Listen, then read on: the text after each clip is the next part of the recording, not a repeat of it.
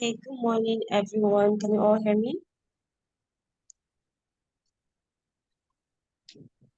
Yes, I can hear you. Hi, good morning. Good morning. I can hear you.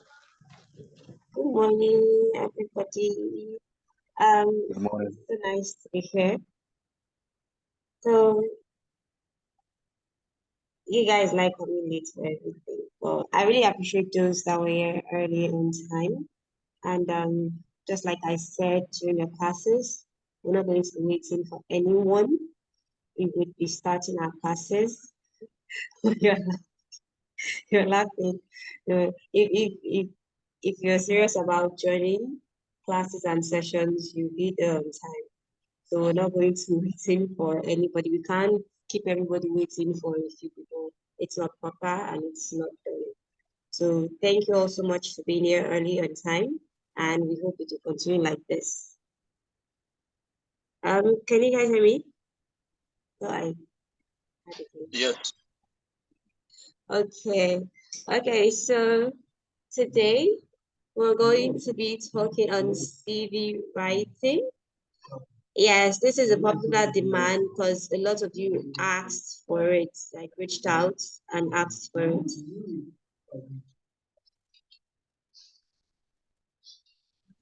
Sorry about that. So a lot of you reached out and asked for that about CV writing, and that is why we had to bring a professional to do this today. So I will be introducing our speaker and facilitator for today.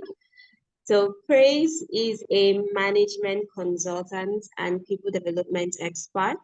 He is the founder of Student Personal Development Hub, Nigeria's foremost career center and personal development companion for students and recent graduates. He's currently an MBA candidate at Pontic School of Business and Technology. Prior to that, he was selected as one of 60 Africans to participate in a fully funded postgraduate program in technology, entrepreneurship, and design at the Nigerian University of Technology and Management, MIT of Africa. He also holds a mini MB from the prestigious Lagos Business School. Praise is passionate about solving problems and making an impact through his work.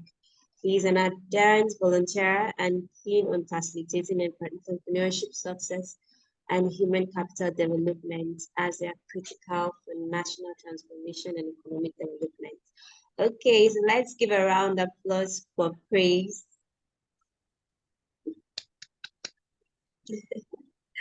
Okay, hi Praise. Can you hear us? Yes, I can hear you. Hi. I Okay. didn't get your name when you started the Okay, my name is introduction. Sirifa, and it's so nice to have Safer. you on the call this morning. Awesome. All right. Thank you so much, Safer. Like, what is the number of students that we're expecting to be on this class? There should Ideally. be around 40. Okay. Yeah, so like Awesome. half of them. Mm-hmm. Okay. That's fine. Hoping that the rest of the class will join as we move forward. Yes. Okay. So, good morning, everybody. Good morning. I'm super excited to be here. Good This is what I morning. love to do. Hi, good morning. I love to do this. I love to help people prepare for their career.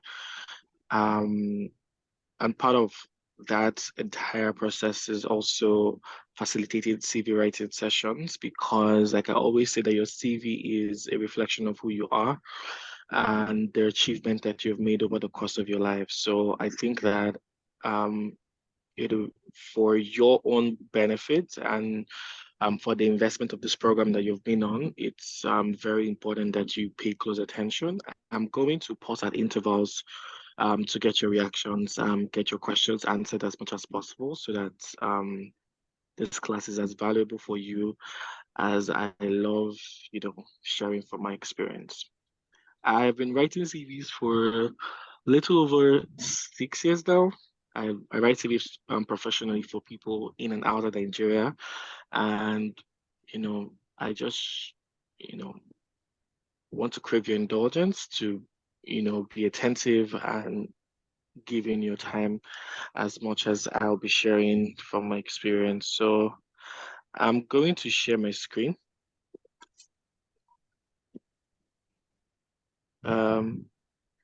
Please let me know when you can see my screen, and so we can take it up from there. Yes, you can see, sir. Awesome. Okay. I can see, sir. All right. It's good to get the response. I feel like that is really helpful for me. I can see as well. Awesome. Thank you so much. Thank you so much for letting me know. So, like I was saying, it's very good that I have a class that is very participatory. That's why at intervals I'm going to call your names and just ask, some questions based off what we're learning as we go forward.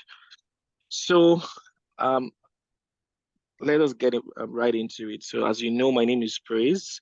I am a management consultant with one of the, well-renowned technology company around the world. I basically just facilitate.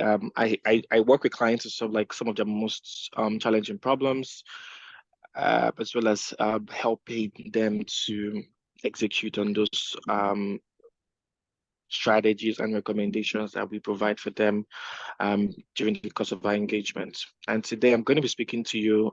Now, the ideal thing that I was told to do was talk about CV writing, but I just thought to put in an extra string of it, which is also the cover letter. The reason why I'm doing this is just to give you a holistic understanding, or to help you have that whole application packet, even as you go ahead to apply for jobs, and just generally moving forward. So I'm going to speak more around the CV and just touch a bit about the cover letter, because even now, when you're making applications, a lot of job applications now don't necessarily demand for you to have a cover letter. However, it is very critical that you know how to do it, just in case that it is being demanded or requested by your prospective employer. So what are we going to be looking at today? Here are a couple of things I wanted us to go by. We're not going to get into points 9, 10, and 11 because that's out of context of my presentation today.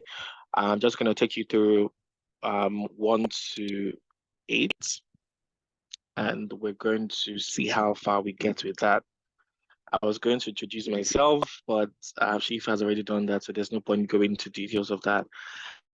But just to get a feel of the room, I would like 2 people to just do a brief introduction of themselves so that, we get familiar, get more comfortable as we go along the session. So any volunteers? Good morning. My name is Morning.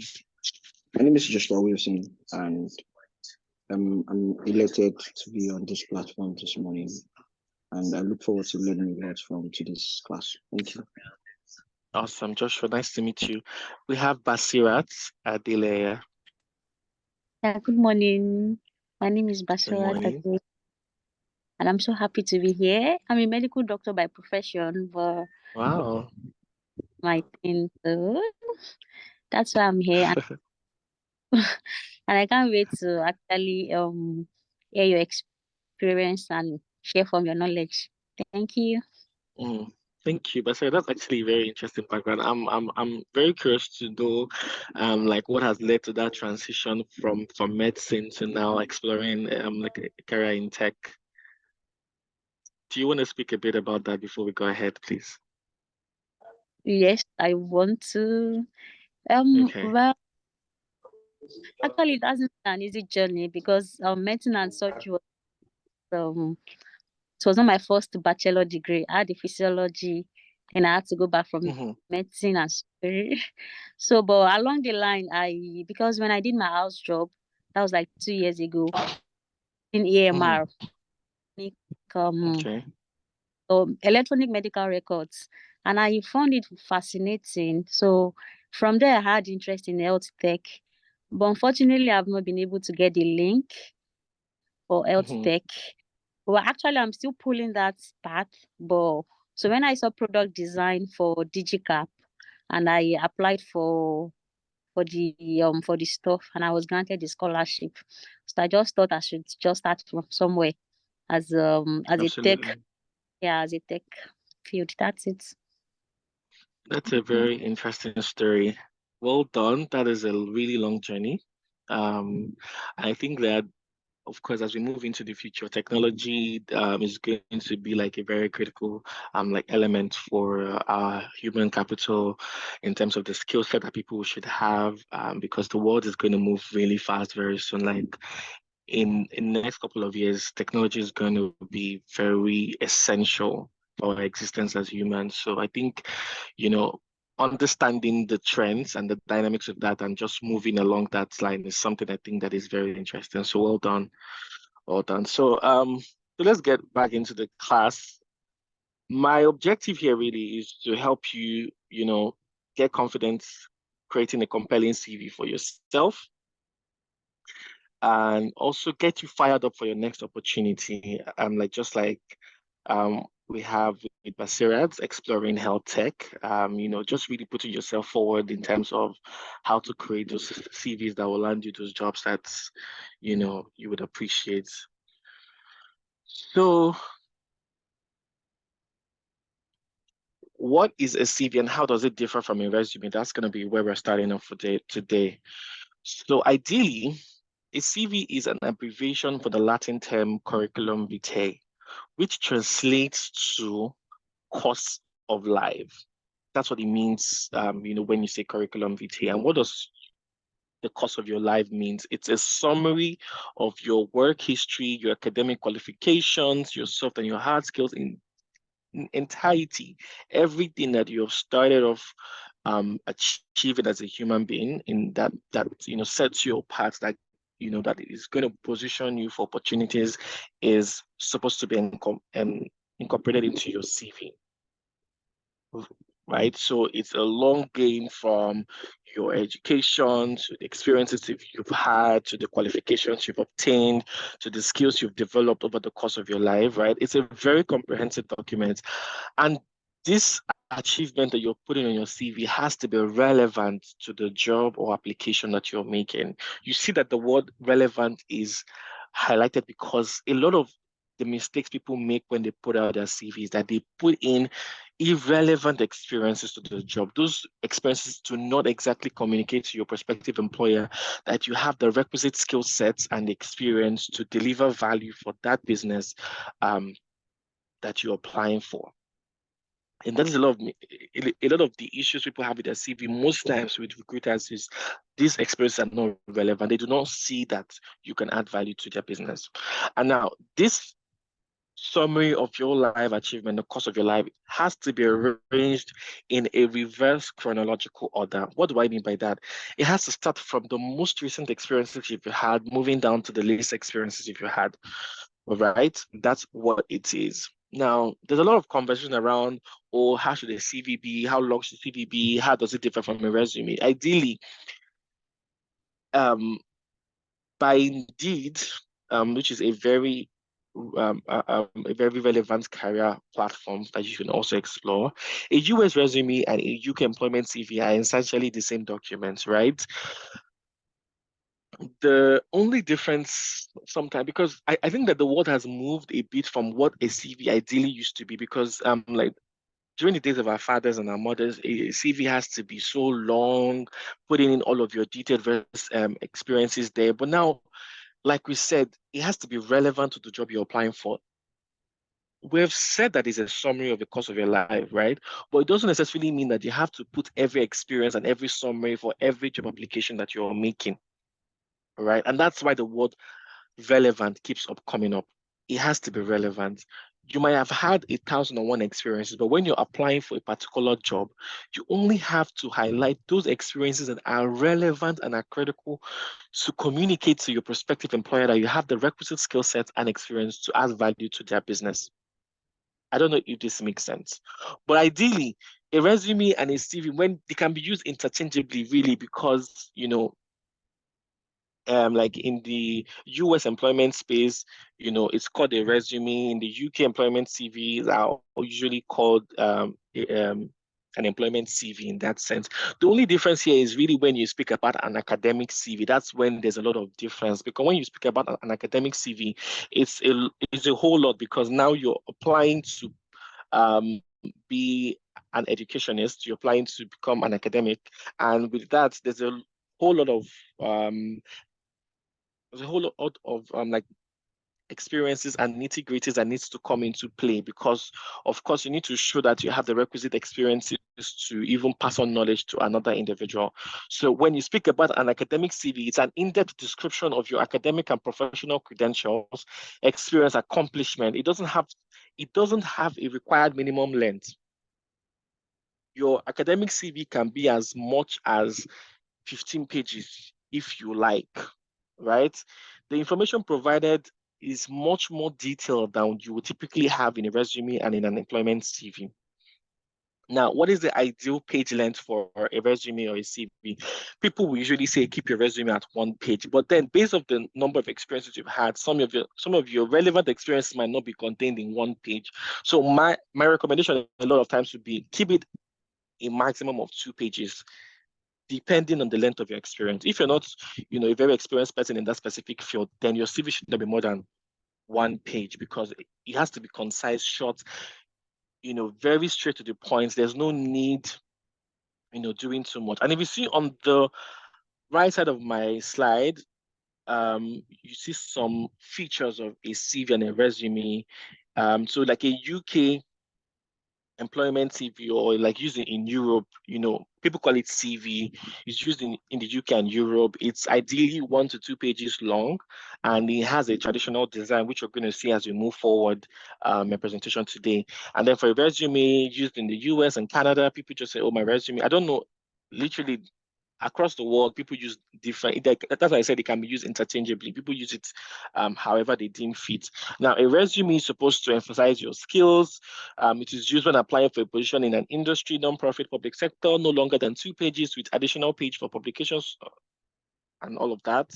And after 1 year of industry experience, lead with work experience and place education section at the end, depending upon the qualification that you have. Now, on the other side, a CV emphasizing academic qualification. So I think here he's speaking more around the difference between a resume and an employment CV, and then an academic CV in that sense. I hope this is clear. Do we have any questions on this slide so far?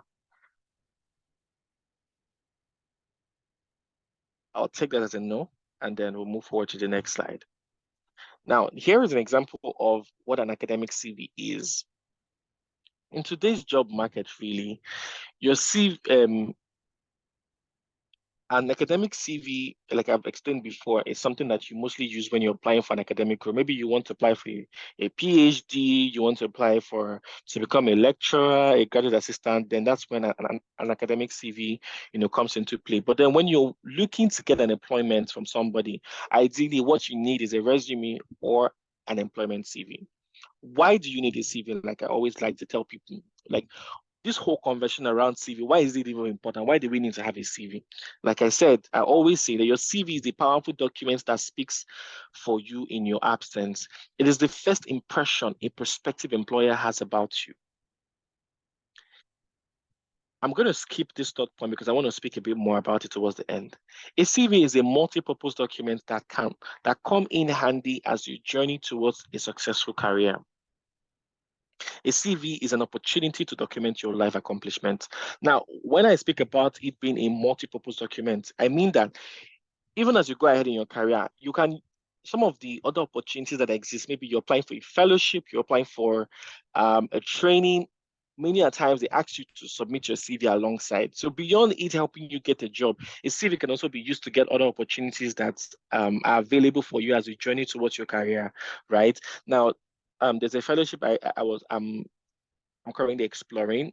Your CV is a critical element for you to apply. I don't know if anybody has experience having to apply for any opportunity that is not a job opportunity, but then you're required to attach your CV to it. Do you have anybody with that experience? You can put it on the chat. So moving forward, this final point in red is very controversial because I always like when I say this, people tend to disagree with it. But to be honest, here's my position. like we said, your CV is something that speaks in your absence, right? It is something that communicates to your prospective employer that you have the requisite skill set and value and experiences to add value to them. If your CV is not properly done and it gets tossed out in a potential recruitment exercise, it can literally make or break your career. The kind of opportunities that you would have ideally gotten because of having a good CV that communicates value to your prospective employer, you ideally would not get them because they will get thrown out because they do not meet the required standard or formatting that an ideal CV should have. And you would see more as we go forward why this particular thing is key. What are some interesting facts about a CV? Job hunting really can be a very daunting task. There's no judge. People say that applying for a job is an actual job on itself, right? But then putting your best foot forward and getting it right can just be the game changer for you as an applicant. Your CV is the deciding factor between candidate A and candidate B. And that's why it's important that we always, should put in something that is very valuable, something that is very detailed, something that's, can stand us out in every essence. Each time you apply for a job, you compete against 250 other candidates on an average. Imagine you're a recruiter and you have to review 250 applications. Do you thoroughly read all of them? It's impossible because you have other things to attend to. And that's why research has it that recruiters spend 5 to 7 seconds on average going over each CV so that their first impression is key. Now, let me explain. You might think this is a bit of an overshot, but that's the truth. If I pick up your CV now, I would be able to tell in 5 to 7 seconds if I want to pay attention to it or not. Like we said previously, if you have over 250 applications to go by, some application system make use of the ATS system. ATS means application tracking system. Is a technological tool that HR people typically use to sieve out CVs. How do they do that? The tool will search through your CV for keywords relating to that job. And that's why we keep saying relevant to the job. For example, if the job description says we need people who has strong Excel skill, that ATS system will scan through your CV. If there's no word like Excel on your CV, it will toss it out because it is not relevant to the job that you're looking for. Now, there's a whole lot of it. You can explore it when you go on Google to search around what an ATS system is, to give you all of the details around that and show you how you can ideally navigate through, how you can create a CV. I mean, what I'm going to show you going forward is going to help you navigate through the ATS system, of course. But then, for the sake of knowledge, you can also do a bit more research to that. So by the first 5 to 7 seconds, I can tell if I want to pay attention to your CV or not. So that's why they say that a recruiter spends an average of 5 to 7 seconds, on an average going over each CV. 88% of resumes are rejected due to a picture on the resume. A lot of people, I see a picture on their CV. I just tell them that you're just setting yourself up for failure. Why are you putting your picture on your CV? If your employer is interested in your face, they can go to your LinkedIn profile, go to your social media handles to see you. There's no reason upon the surface of the earth why you should have your picture on your CV. It is wrong because it opens you up for bias. Some people now, they don't like people that are not maybe so good looking. That can just be a factor that can make them say, I beg this person, go and sit down, I don't like you. But without your CV, the focus will then be on your experiences, on your skill set, and that is going to eliminate any form of bias that a recruiter might potentially have about you. The percentage of resumes and job applications with inaccuracies is 53% by data. Now, a lot of people make mistakes on their CV. Like we always say, this is a document that speaks in your absence. This is a document that communicates your value. So if there are typographical errors in your CV, what does it tell your prospective employer? That you do not pay attention to detail, that you're a careless person, and then you should not even be considered for a job because you come and ruin their business for them. I always tell people I teach about CVs, there's no room for errors on your CV. You can make errors any other place.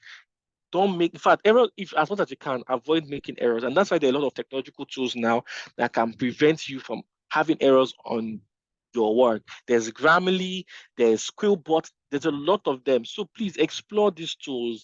Beyond these tools, also pay attention to specific details that can be easily avoided. Employers prefer applicants with job experiences 91% of the time, and 65% of the time, they prefer candidates with relevant work experience. Are you seeing how this relevance keeps coming up at every second we go by? It is very important that it is relevant. What is the essence of even looking at you or speaking to you if your experience is not relevant to what I need? I would not have any need for you. So that's why it is very important that we always tailor our CV for every job we're applying for. Let me bring this home a bit. Let's take Basirat, for example. She's ideally interested in maybe getting into a health tech startup that will probably give her the experiences she needs to maybe go ahead to build her own health tech business as we go forward. Now, for her to be able to attract an employer, she cannot be putting things like, you know, her being a school teacher, for example. Okay, if you don't have any other experience, so it might work for you. But if you have other relevant experiences, like maybe you have done something in the community around health, you have done something relating to maybe using a tech tool to like gather data for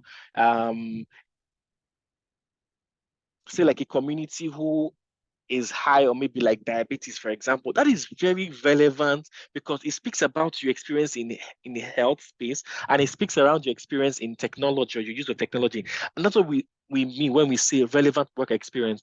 Not saying I was a waiter on your CV when you're applying for the role of a health tech product designer, for example. I don't know if this brings this home, but that's ideally what I want to achieve with that example I've made. Now, 76% of resumes are rejected due to an unprofessional email address. I'm spending time explaining this thing to you so that you appreciate it when we begin to look into a CV and what a CV should entail. 70% of resumes are rejected due to an unprofessional email address. As little as this thing is, a lot of times recruiters find it very aggravating when people use things like, oh, sexy babe that 123 at gmail.com. Why are you applying for a job with such unprofessional resume? It communicates on seriousness at the least of it. Most of the resumes are sent digitally via email about 90% of the time, and that's how technology and the world has evolved. In previous time, you would have to physically go and submit your CV to a recruiter or to a company physically. You print it out, put it, and that's why you see most times when they want to depict the stress of job hunting in a movie.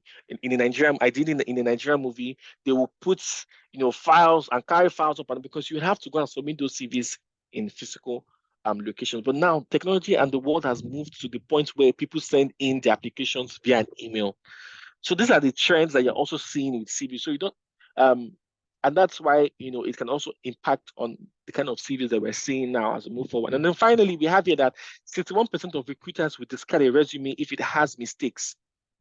Applicants with spelling problems will be disqualified by 43% of hiring managers, speaking to the previous point I had made around errors. Now let's move forward to what are the elements of a winning CV? Keyword winning CV, not just any CV, a winning CV. What are the elements? What are the things we need to see in a CV? So ideally, what we should have on your CV should include your full name, your contact information. Why do we need to have your contact information? Because you're applying digitally most times, right? And then even if you're applying physically, your employer needs to see maybe the proximity of your location to their workplace. They also need to have information to your email address and also to your phone number should they need to reach out to you for an interview. Your professional title, your resume summary or your resume objective, research interest if you're writing an academic CV, education, publications if you're also writing an academic CV, teaching or lecturing experience if you're writing an academic CV, work experience, conferences and courses, skills, certifications, language, grants or fellowship, and all of that. Ideally, all of your achievements, right? Now, let's take them one after the other. Personal information. Now, in a very bad CV, people would go as far as including their gender, including their maiden, and some people they include their mothers like maiden name. They would include their age, their date of birth, state of origin, and all of that whole shebang. Now, what does This information, what do they expose you to? They expose you to bias, right? Except you're, I mean, to the best of my knowledge now, except you're applying for a Nigerian bank, because I mean, based on my experience, these are the only people that request all of those details on your CV, putting your date of birth. I don't know why they do that, but a lot of banks these days, I mean, some people apply without it, but um, there was a particular client I was writing a CV for. The bank had specifically stated on the email that if you're submitting your CV, these are the details we want to see in it, your state of origin, except that is the case, except they are specifically requiring for it. You do not have to have those information on your CV because it exposes you to bias. Now, what are the kind of things that you included in your personal information? It should be your name. This should be written in bold and capitalized formats.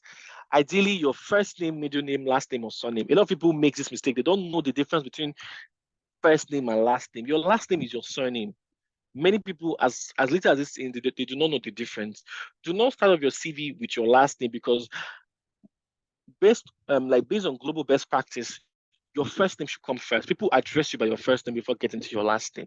So your name should be written bold and capitalized in the format of your first name, your middle name, and your last name. If you don't have a middle name, that's fine. Go with your first name and your last name. Your address, keep it simple.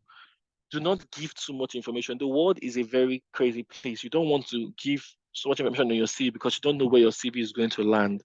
So instead of putting number 23 Chief Kilometer Kiniko on your CV, which is specific to your actual address, it is best to just include your city and your country, Lagos, Nigeria. If you want to go too much in detail, you can put the specific town in Lagos or in Abuja, wherever you are. You can say, oh, you are in Ikoyi, Lagos, Nigeria. Now, they do not have the information as to where exactly you are. Someone cannot trace you to your house. Ikoyi is a very large, you can put it anywhere. You can say Bagada, fine, if you want to be more specific. But ideally, I'll just say put Lagos State, Nigeria, because you don't want your employer to say, this person is living far. I'm not giving them the job. They would not know that you have the capacity to come to work regardless of your location. So you just want to put Lagos, Nigeria on that. The next thing we have is your phone number. Best practice is to include your country code in your CV. The reason is because, especially for you guys that are in the tech space, you're a product designer, you're a digital marketer, you might be exploring opportunities outside of Nigeria. You want to apply for jobs in other countries. You don't want a situation where your employer has to think about, oh, what is the country code for this person applying for this job? Give them that information straight up. It doesn't even take you anything to add. +234 is the country code for Nigeria, and then your phone number follows afterwards. You can see an example on my slide. I try to be very visual about it. So the next thing I want to speak about is also your email. Like we saw in the data that has shown you guys, because the reason why I was showing that is I wanted to validate why this class is important for you. Now, sexybabe345@gmail.com is not an ideal email for a job application. It has to be a professional email. Best practice, put in your first name, your last name, use special characters to differentiate it. You can say, for example, basirat.adeleke@gmail.com. That is very professional. Let's say you do not have, okay, so many people are using that same name and you cannot differentiate it with special characters. Then you can explore things like putting a number with your actual name, all right? And there you have it. So your email has to be formal and it has to be an official email. LinkedIn URL, if you have a LinkedIn profile, it is good that you include it on your CV. Reason being that you might not have all of your experience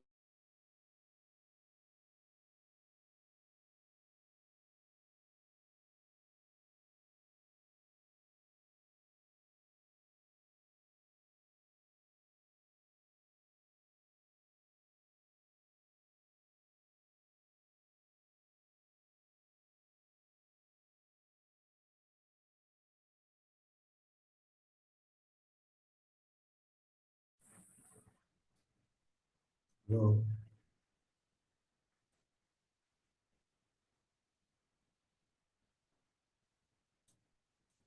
Is it just on my end or we can't hear Praise anymore?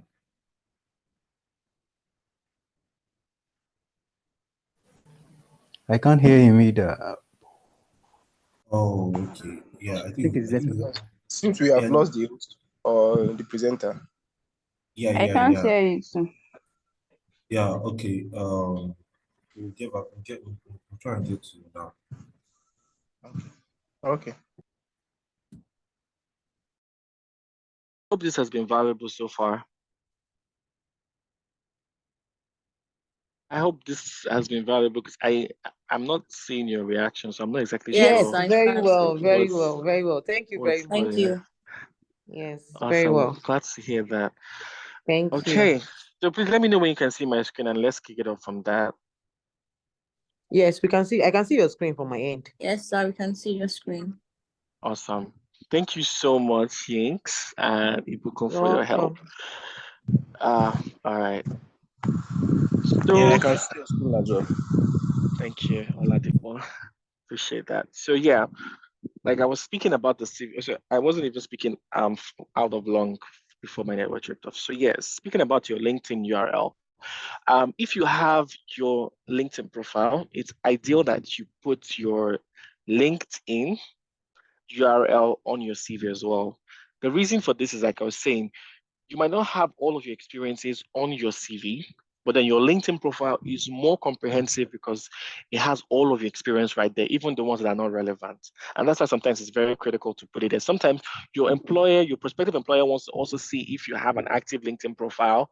They want to see what you're putting out on LinkedIn, maybe just to explore a bit more about you. If, for example, they get interested in you, right? So I would always say if you have an existing LinkedIn profile, just put it on your CV. How do you typically do that? You can put your name and then you hyperlink your name with the link to your LinkedIn profile. So if you go to your LinkedIn profile, you can get the link to your actual profile where when someone clicks on it, it will take them to your main profile.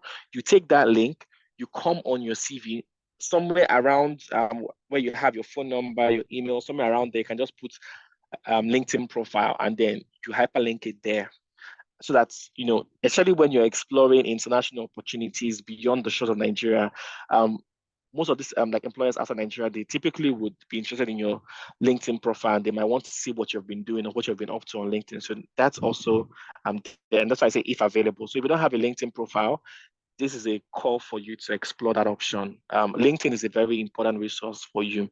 If you're interested in the tech space, you can follow a lot of tech entrepreneurs there. They put a lot of job opportunities there. So these are some of the values of LinkedIn that you can begin to explore. And then finally, on personal information, do not include details like your marital status, your age, picture, gender, and what have you not to avoid biases. Like I keep saying, avoid bias as much as possible. Let the only reason why they're reaching out to you is because they are impressed by your skill sets, they're impressed by your experiences, they're impressed by the certifications you've done, and not because of you're a female or you're a male, because of you're married or you're not married. In fact, if you put it you're married, a lot of employers will say, before you come and say that you want to give birth to a baby, that they don't want to like employ you. So all of those things, as much as they're not ideal, we are all human beings. I know that some of these biases exist, even though we don't speak about them. So you can see an example of this personal like information segment I was speaking about. You have your name in bold. The first name, Chigozrim Justice Wahia. The address is Lagos, Nigeria. The phone number with the country code, the email address, very professional email address as well, and all of that. You can also see another example, your first and your last name, Bay Area, California. You see again that we have the country code +1, 2, whatever. Then the professional email at what have you not, at revenuewallet.com. And then you see how they included the LinkedIn URL as well on their CV. So that's it about personal information. So we can't see the example for the second one. Sorry about that. You can see it. Yes. Is it the example like for the second one, California? You can Is that just for Joshua's side, or is it for everyone? Can anyone? I don't think. Zoom the picture. It's there now. It's there. First, last, Bay Can you see Area, it now? California. I can see it from my end. I can see it. Yes, I can see it now, sir. Awesome. Awesome. Thank you guys so much. All right. So I'm just gonna I've overzoomed. I don't even know where I am. Okay, we're here. We're back. Awesome. So that is about your personal information. Now let's move forward to very interesting segment of your CV as well. Now, the reason why I put these two side by side is it can be very confusing for some people. They do not know whether to start their CV with their education qualification or with a professional summary, right? So what I typically would tell people is having a professional summary on your CV ideally should be for somebody who has, some stints of work experience. Maybe they've worked for about a year or two, or even more, right? I would typically say having a professional summary is ideally for people who have, some level of work experience. They've worked for maybe a while and they already have an idea of the career path that they want to explore. Then we'll start with a professional summary. But on the other hand, if you're maybe just starting out, your career, maybe you're fresh out of school graduate, you do not necessarily have to start with a professional summary because then again, you don't exactly know, what career. You might have an idea, but you don't know it specifically what you want to do, or some of the experiences you're applying for, or the kind of jobs you're applying for because you're entry level, you know, you're still exploring opportunities. But then for someone who is more of an experienced person, it's always ideal that you have a professional summary on your CV, right? Because it gives a summary of what you're about, your career trajectory as a person. So I'm going to start with the educational qualification because I want to assume that most people here are, entry level, first level, like I'm like kind of applicants. So for your education qualification, the ideal way to structure it, you should include the name of your school, the location of your school, the year that you started your degree program, and the year you ended it. What degree did you acquire, and what is the course of study that you have obtained? Now, class of degree, CGPA if high, academic project, you see it is highlighted in red because it is not standard. You can do without it. But if you have it, flaunt it. And that's always how I say it. If you're a first class graduate, please show it by all means. What is your CV doing for you again? It is putting your best foot forward. You're telling your employer, look, see, it's me that you have to choose. So if you have it, flaunt it. But if you don't have it, that's also fine. If you don't have it, there's no problem with it. You can skip this part on your CV. Now, some people who probably were the best graduation students in their class, you want to shout it, see, I'm the best, take me. They put in there that I'm a first class graduate, your CGPA is very high, maybe like a 4.5, a 4 and above, your first class CGPA, flaunt it. If your academic project is relevant to the job you're applying for, keyword relevant. So let's say I'm going to take an example of what's her name? I forgot her name. Oh, her name now. Basirat's apologies. So yes, I'm going to take an example of Basirat because, and the reason is not because of, she's the most interesting person, because of she shared her story with me prior to starting the class, and that just resonates with me, and it's easy for me to just refer back to her. So if you join this class at the beginning, you know why I keep referring to Basirat. Now, she has an interest in exploring career in health tech, right? Now, if maybe her academic project has been around exploring the impact of technology for to reduce the death rate of diabetic patients in Ikorodu community. It's her project title, right? It is very interesting. An employer might see it if she's applying for a health tech role and they've seen that she has done an academic project, maybe like her research thesis was around, a health technology improvement. It is very good that she put it on her CV. Wouldn't you guys agree?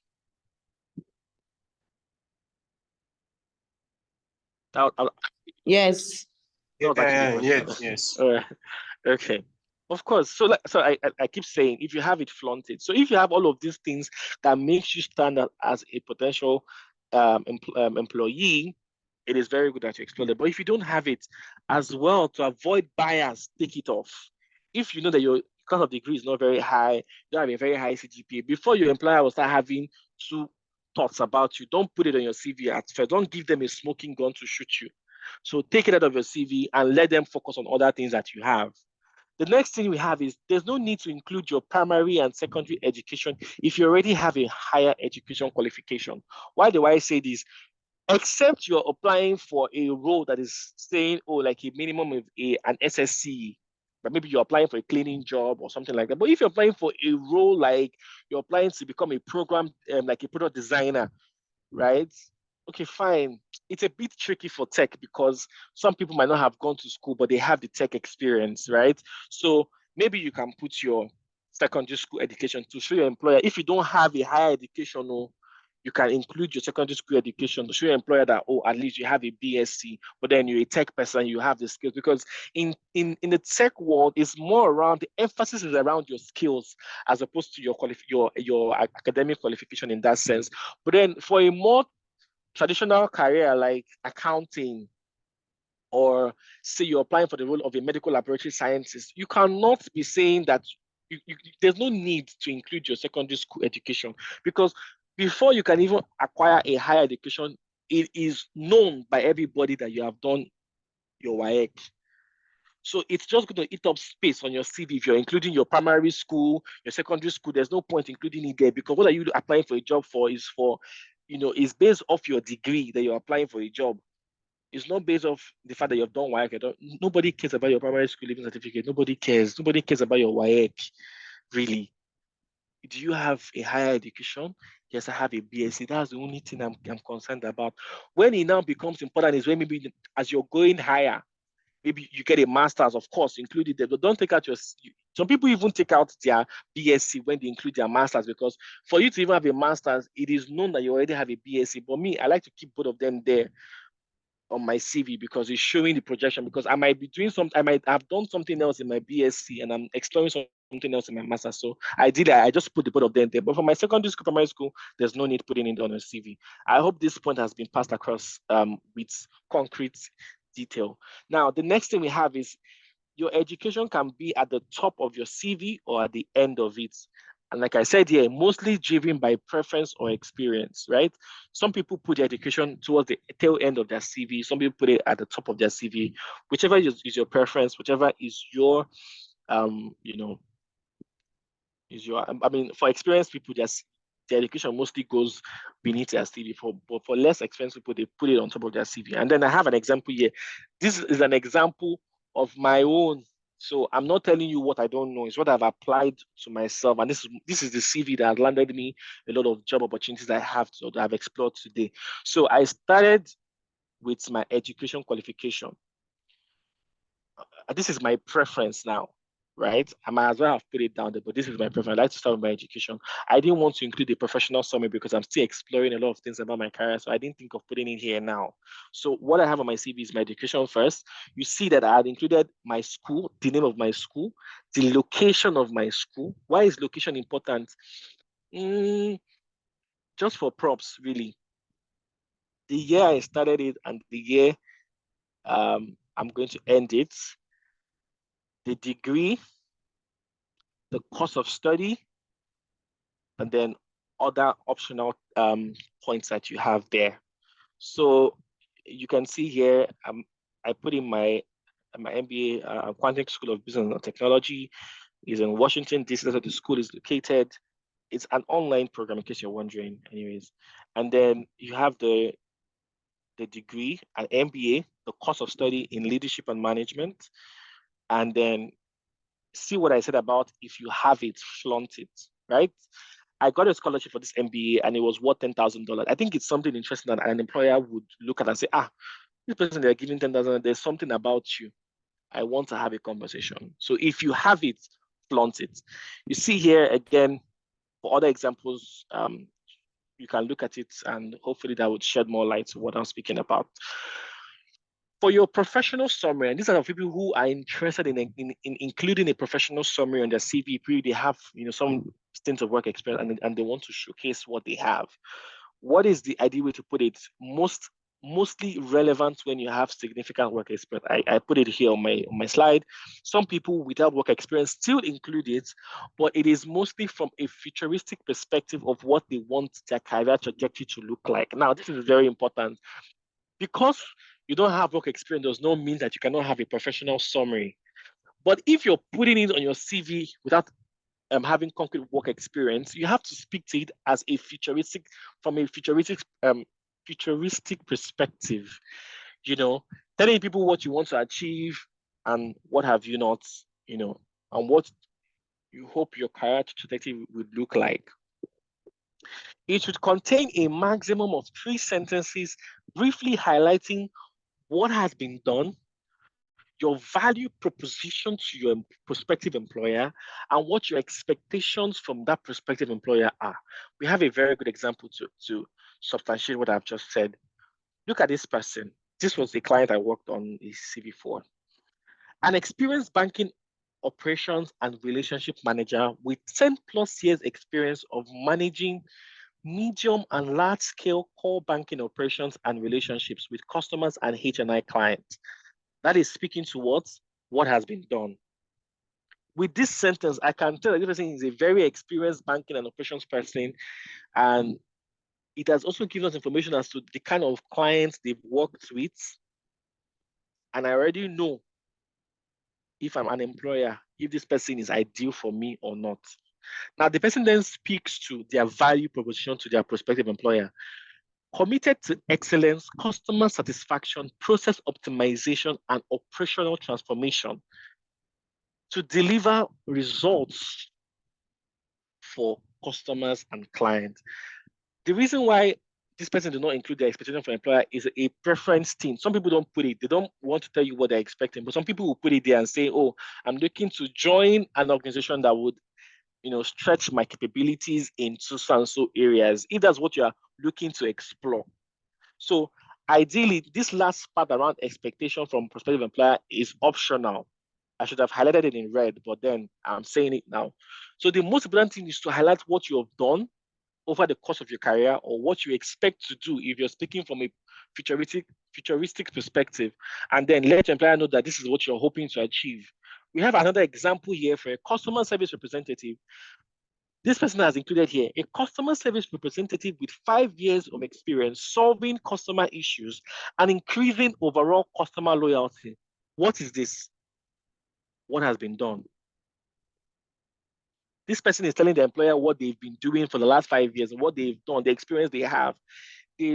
Over the last 5 years, experienced solving customer issues and increasing overall customer loyalty. Now, the next thing is what? Value proposition. What are you telling your employer that you have that you can bring to the table? This person then says, familiarity with support software to monitor the severity and propagation of customer issues. They've cooperated with other staff members to make sure that the whole customer service lifecycle was addressed regularly. This is the value proposition to the client. I'm telling the client that, see, I have experience. I'm familiar with support softwares that monitors the severity and propagation of customer issues. I've also cooperated with other staff members to make sure that the whole customer service lifecycle was addressed regularly. This person also did not include the part around expectation from the employer. Some people put it there. I'm seeking to join an organization that is forward-driven and can give me experience in maybe exploring this new area of my career. People put it there, but it's optional. So I hope this has, these examples brings my points home and you understand it critically, what you can do when you're creating your own CV. I need to quickly rush because I think I'm behind time now. Now, this is the meat of your work experience, of your CV, sorry. This is the meat, this is the body, this is the essence. This is the part that communicates, see, I am the best guy for this job, right? So it is important that this segment of your CV is airtight. There's no shortfall. Like there's no room for mediocrity in this part of your CV. In fact, I take it back. There's no room for mediocrity in any part of your CV. Let it be excellent. And that's why I say a winning CV, a CV that will win you the job. Now, for your professional or work experience, what are the things to consider? This is the core of your CV, like I said previously. It is a section where you communicate to your prospective employer the skills. Let me say it like this. Your prospective employer, the relevant skills and experiences that will translate to value for their organization. This part of your CV also ensures that the experiences include here. I take that back.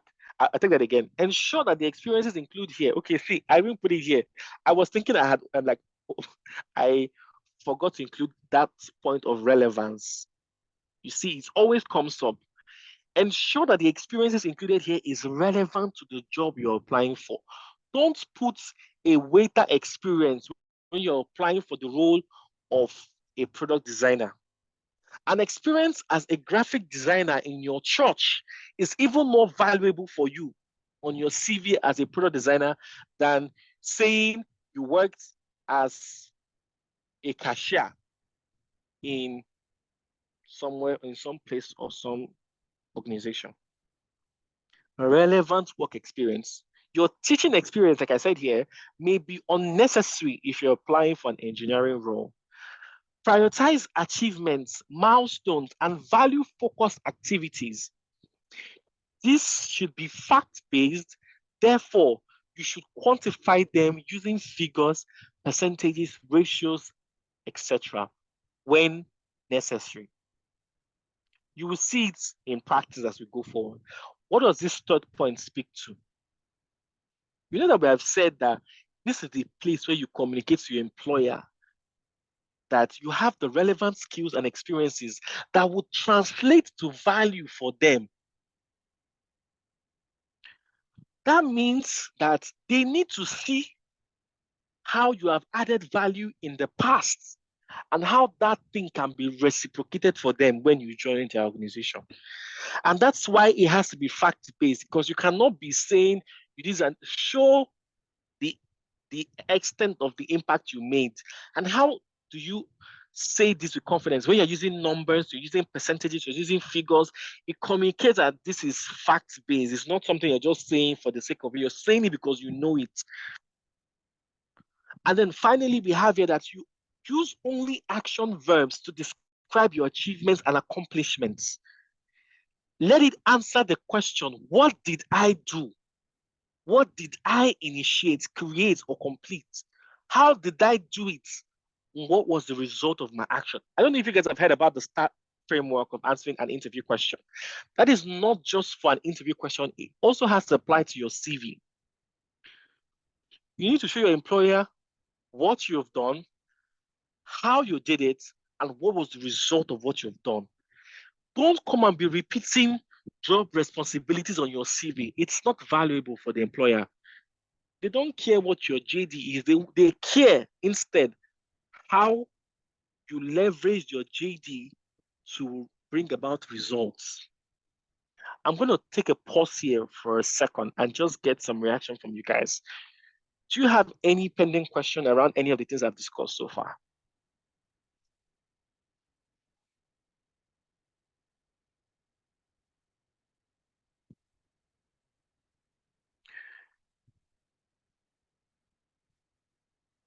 Hello, can you guys hear me?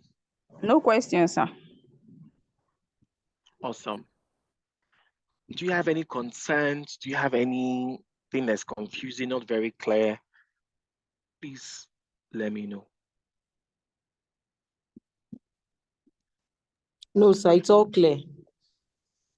From my Hello, sir, I end, have a to those of question. other person. Sorry. Glad to hear that. Okay, we have a question. Yes, please go Yes, ahead. sir. I wanted to ask, why writing a CV? Is it important, like we that we just recently graduated, to add our industrial training experience? I don't know Absolutely. if it's part. Absolutely. Absolutely. Like we said, So, relevant work experience. If your industrial work experience, now it's tricky. If you don't have other experiences, and the only one you have is not so relevant, you can add it there. But if you have other relevant experiences that would have taken up space on your CV, it is better to include it there. Okay. Yeah. All right. Thank you, sir. Awesome. So I think that there's no more question. This has been clear. And the reason why I think this is clear is also because as I'm saying it, I'm showing you guys examples. I'm visualizing it for you. So you're seeing what I'm saying and you're seeing it in practice, or there's a visual representation of what I'm saying. So that's also great. Now, let's see how all of these things I've said here applies to your professional resume.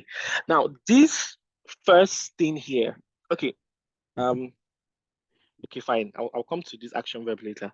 So let's look at this work experience. This is an example from Harvard. There's a template I got from the Harvard School, from their career center, which they typically give to their students, to as a template to guide them creating their own CV. So I'm not bringing you anyhow example. I'm giving you world-class example. So if your CV fits into this bracket, my dear, you're set up for success. Now, if you look at this person's experience, professional experience, they put it here, resume worded. So ideally, what should be here will be the name of your employer.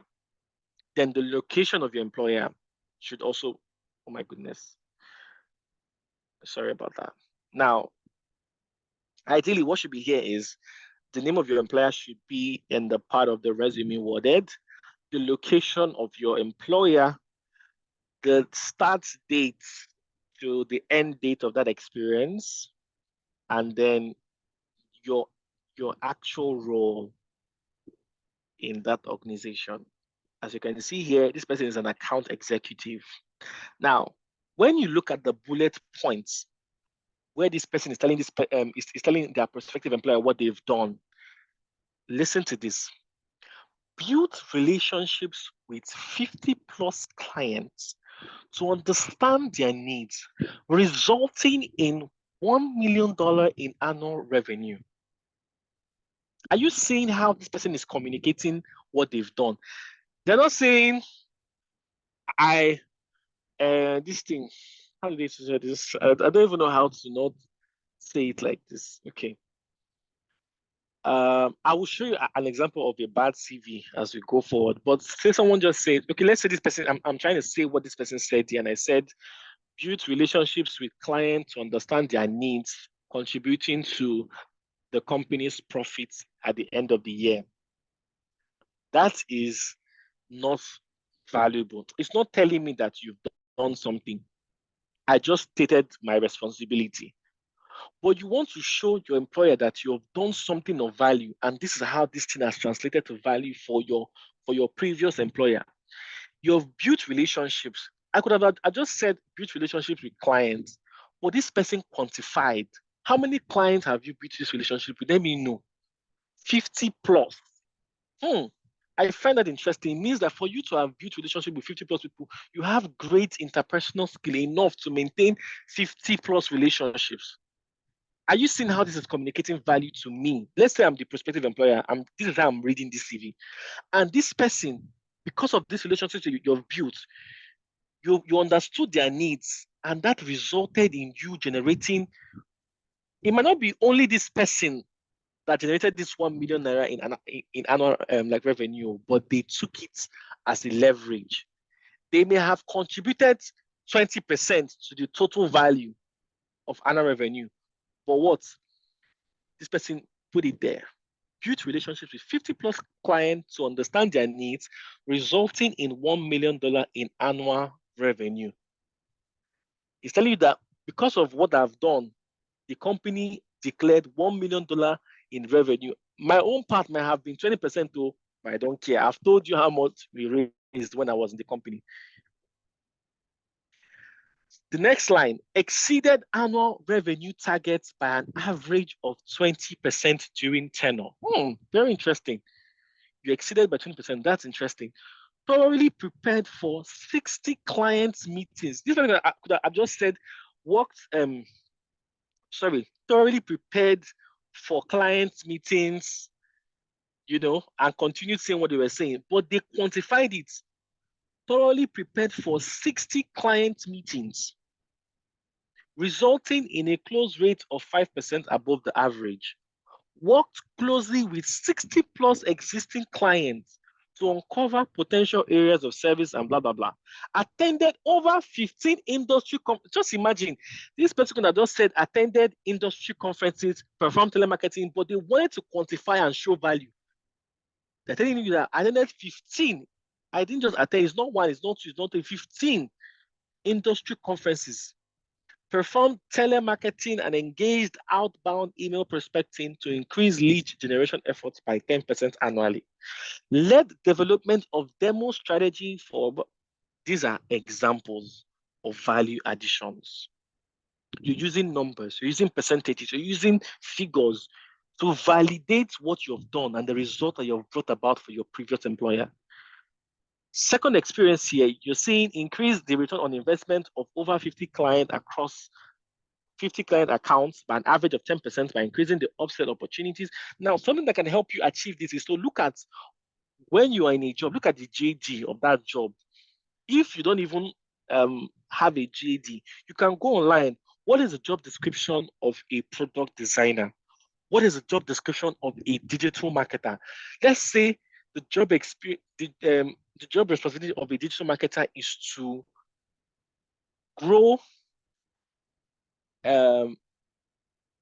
SEO and SEM numbers, right? Or maybe to contribute to the company's like SEO numbers or something like that. You want to quantify it, what you did. You can say something like,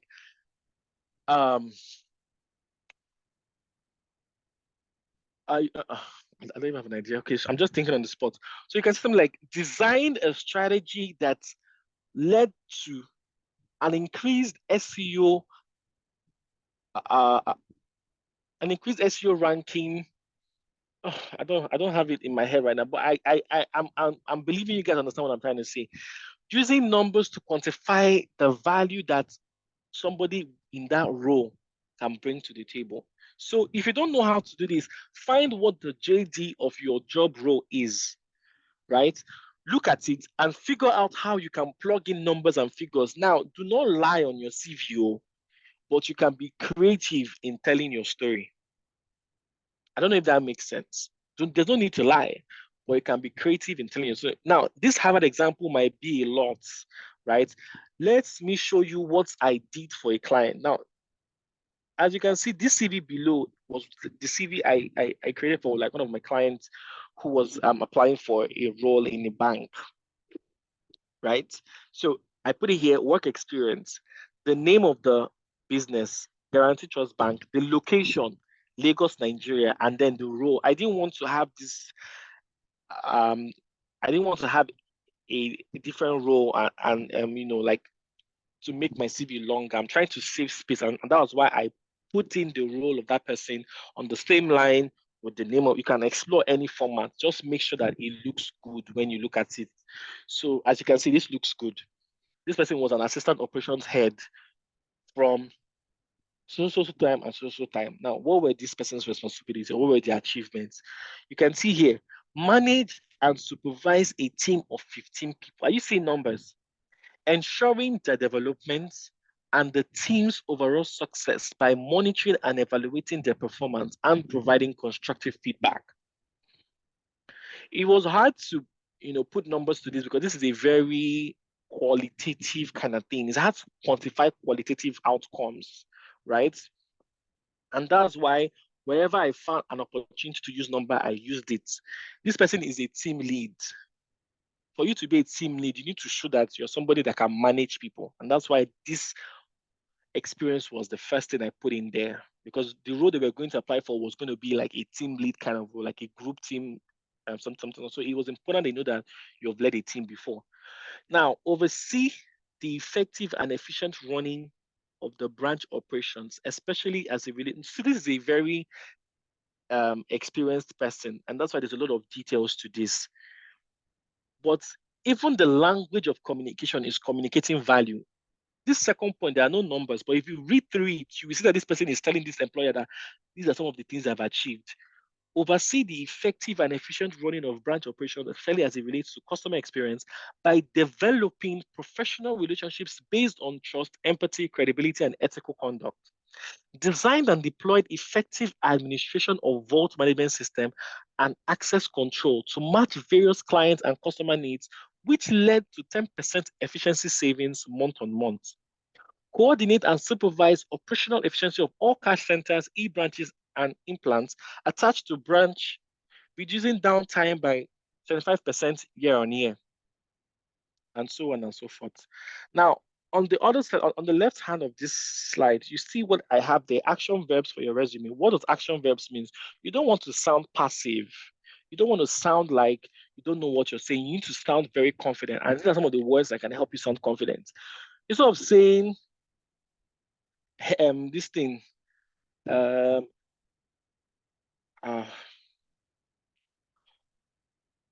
I was responsible for. That's the wrong way to start a sentence on your CV. You want to say things like accomplished, contracted, organized, oversaw, planned, predicted. These are words that communicate confidence, dominance. You took charge of it. Communication, you can use words like arranged, authored, collaborated, convinced, and these are action verbs that you use for your CV. If you look at the examples I have here, these CV examples, you see those words: built, exceeded, worked, attended, led, increased, recognized, bought, increased, established, generated, organized. These are action words. Oversee, coordinate, review, act. These are action words that can communicate that you know what you're doing. I'm going to run a bit faster now because we're running out of time. Now, other segments of your CV that can help you stand out, there's a section called Certification, Awards, and Accomplishment segment. Not everybody has this on their CV, but this can also be the distinguishing factor between candidate A and candidate B. Here, this candidate is highlighting, here you showcase relevant certifications you have attained over the course of your career, such as your Net Factory Design School certification. Maybe you've done a course on Udemy. Sorry, I think I'm going to turn off my camera a bit just to help me concentrate because it's getting pretty hot here.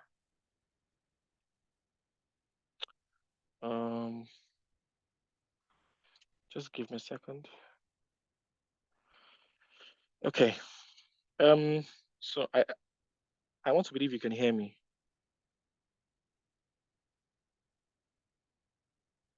Yes, please. We can hear you. I can hear Okay. you. Yeah. Awesome. So we also have for your certifications and awards, these are just going to be, you want to show off. Like I said, not show off, but if you have something, better to flaunt it than to, don't come and be forming humble, because this CV is going to speak for you when you're not there. This is your best foot forward. So you need to give it your very best. Here, you're showcasing a list of relevant certifications you have, like your digital marketing certification that you're going to get from Next Factory, like DigiCap program. You're also going to be showcasing if you've maybe taken a course on Udemy, on Coursera, on like any of these e-learning platform, and you have certifications to show for it, include it on your CV. And this is a charge for you all to also take courses relating to your field of interest to boost your CV appeal. What does it communicate to your employer? That you are interested in this area and you have taken it upon yourself to learn on the journey. You can also include a list of relevant awards, accomplishment, or recognition you have received over the course of your career. In this section, for example, award for exceptional leadership, most innovative employee of the year. Maybe you want some of like award as the most creative. All of these things communicates value to your employer. Don't fake it till you make it. Like I said, don't lie. Include only relevant experiences, relevant achievements. An example to speak to that here is what I have here. You see here, I had also included things like the scholarship I won, like over the course of my career, a fellowship I joined, certificate I've won, awards, if I have them, it was included on my CV. I have a section for trainings and certifications. These are specific trainings I've taken relating to my career interests, right? As a management consultant, I've taken a course around like management communications, embracing change, leading self, critical thinking, and all of these things that are certifications and trainings that I have undergone. That all of these things is boosting my appeal to my prospective employer, saying this person is someone of value. Another segment of your CV you also want to pay attention to is the skill and interest part of your CV. This is very important because this is where you show your employer the skills that you have beyond what you have communicated previously in your work experience segment. You also want to highlight some of the most interesting skills that you have. Now, list relevant skills you have built over time. This could be technical skills like proficiency in Microsoft Office Suite. You see why I underlined the MS Office Suite. It's not really a skill that people should be saying I have now. It's not a skill that you should be proud of, say, oh, or you should put in your CV. We want to see more interesting things you've done because ideally, if you're a job seeker, you should have a full-on understanding of MS Office Suite. Some people still put it in their CV, and that's why you said I included it here, but I canceled it because it's not really a skill that we want to shout about. But skills like a software programmer, you can use Node.js. You're a digital marketer, you can do like SEO and like SEM ranking very well. Maybe you can do something around a product designer. You can use some kind of tools like what is very popular one, Figma or something. You want to highlight that these are some of the skills that you have. These are relevant skill sets that can stand you out in your job application. Some HR people will say don't include soft skills, but I mean, ideally, I'd still put it there because beyond your technical expertise, there's some soft skills that can also show that you're someone of value. And their argument really is that when you say you have communication on your CV, we cannot exactly prove it until we actually have heard you speak. So there's no point to include it there. But if you don't have a lot of other technical skill sets to showcase, you can also include your soft skills like communication, teamwork, leadership. Now, you can decide to include language in this section of your CV, but it's optional. However, it can become mandatory if it is a requirement for the job or you have a proficiency in more than one international language. The reason why I said this is because if you can speak Spanish, it contributes to your candidacy appeal because it shows that, this person that is Nigerian and they can speak Spanish, there's something about them I want to know more. If you can speak French, not I'm putting like Yoruba. Yoruba is not an international recognized language. No, it's not an international language, and it doesn't have so much appeal because, of course, it's your mother tongue. But if you can speak Spanish, you can speak Dutch, you can speak, all of those very interesting languages, French, please include it in your CV. But if you don't have it, you can completely take out the language segment of your CV entirely. Now, there's also a part of your CV that, you can put in your interests just to show your employer that, oh, you have interest in this particular field. So, for example, now for you guys who are in the digital marketing space, you can put things around, say, like digital analytics as an interest that you have, which is exploring data and using data, to drive digital marketing decisions for a company or for a brand, for example. These are some of the skills, interests that you have. But I have interest in other interesting things like chess. If you have interest in chess, it communicates that you have a knack for problem solving and figuring things out. But then let this interest be relevant to that job you're applying for. You see me screaming relevant, relevant, relevant. Don't go and be putting things that do not make sense on your CV. If after this class, see, I'm sweating, I'm saying this, I'm saying. In fact, I will call you people because you will have to go and work on the CV, all the things you have learned today. Let me see what you have done. All this I'm screaming, you should not stress. So an example for you is this. You can also include your skill segments at the topmost part of your CV after your professional summary or education, or you can put it at the tail end of your CV like we have here. So your skills, I know that I said I don't put Microsoft Office. This CV has been a long time, so forgive me.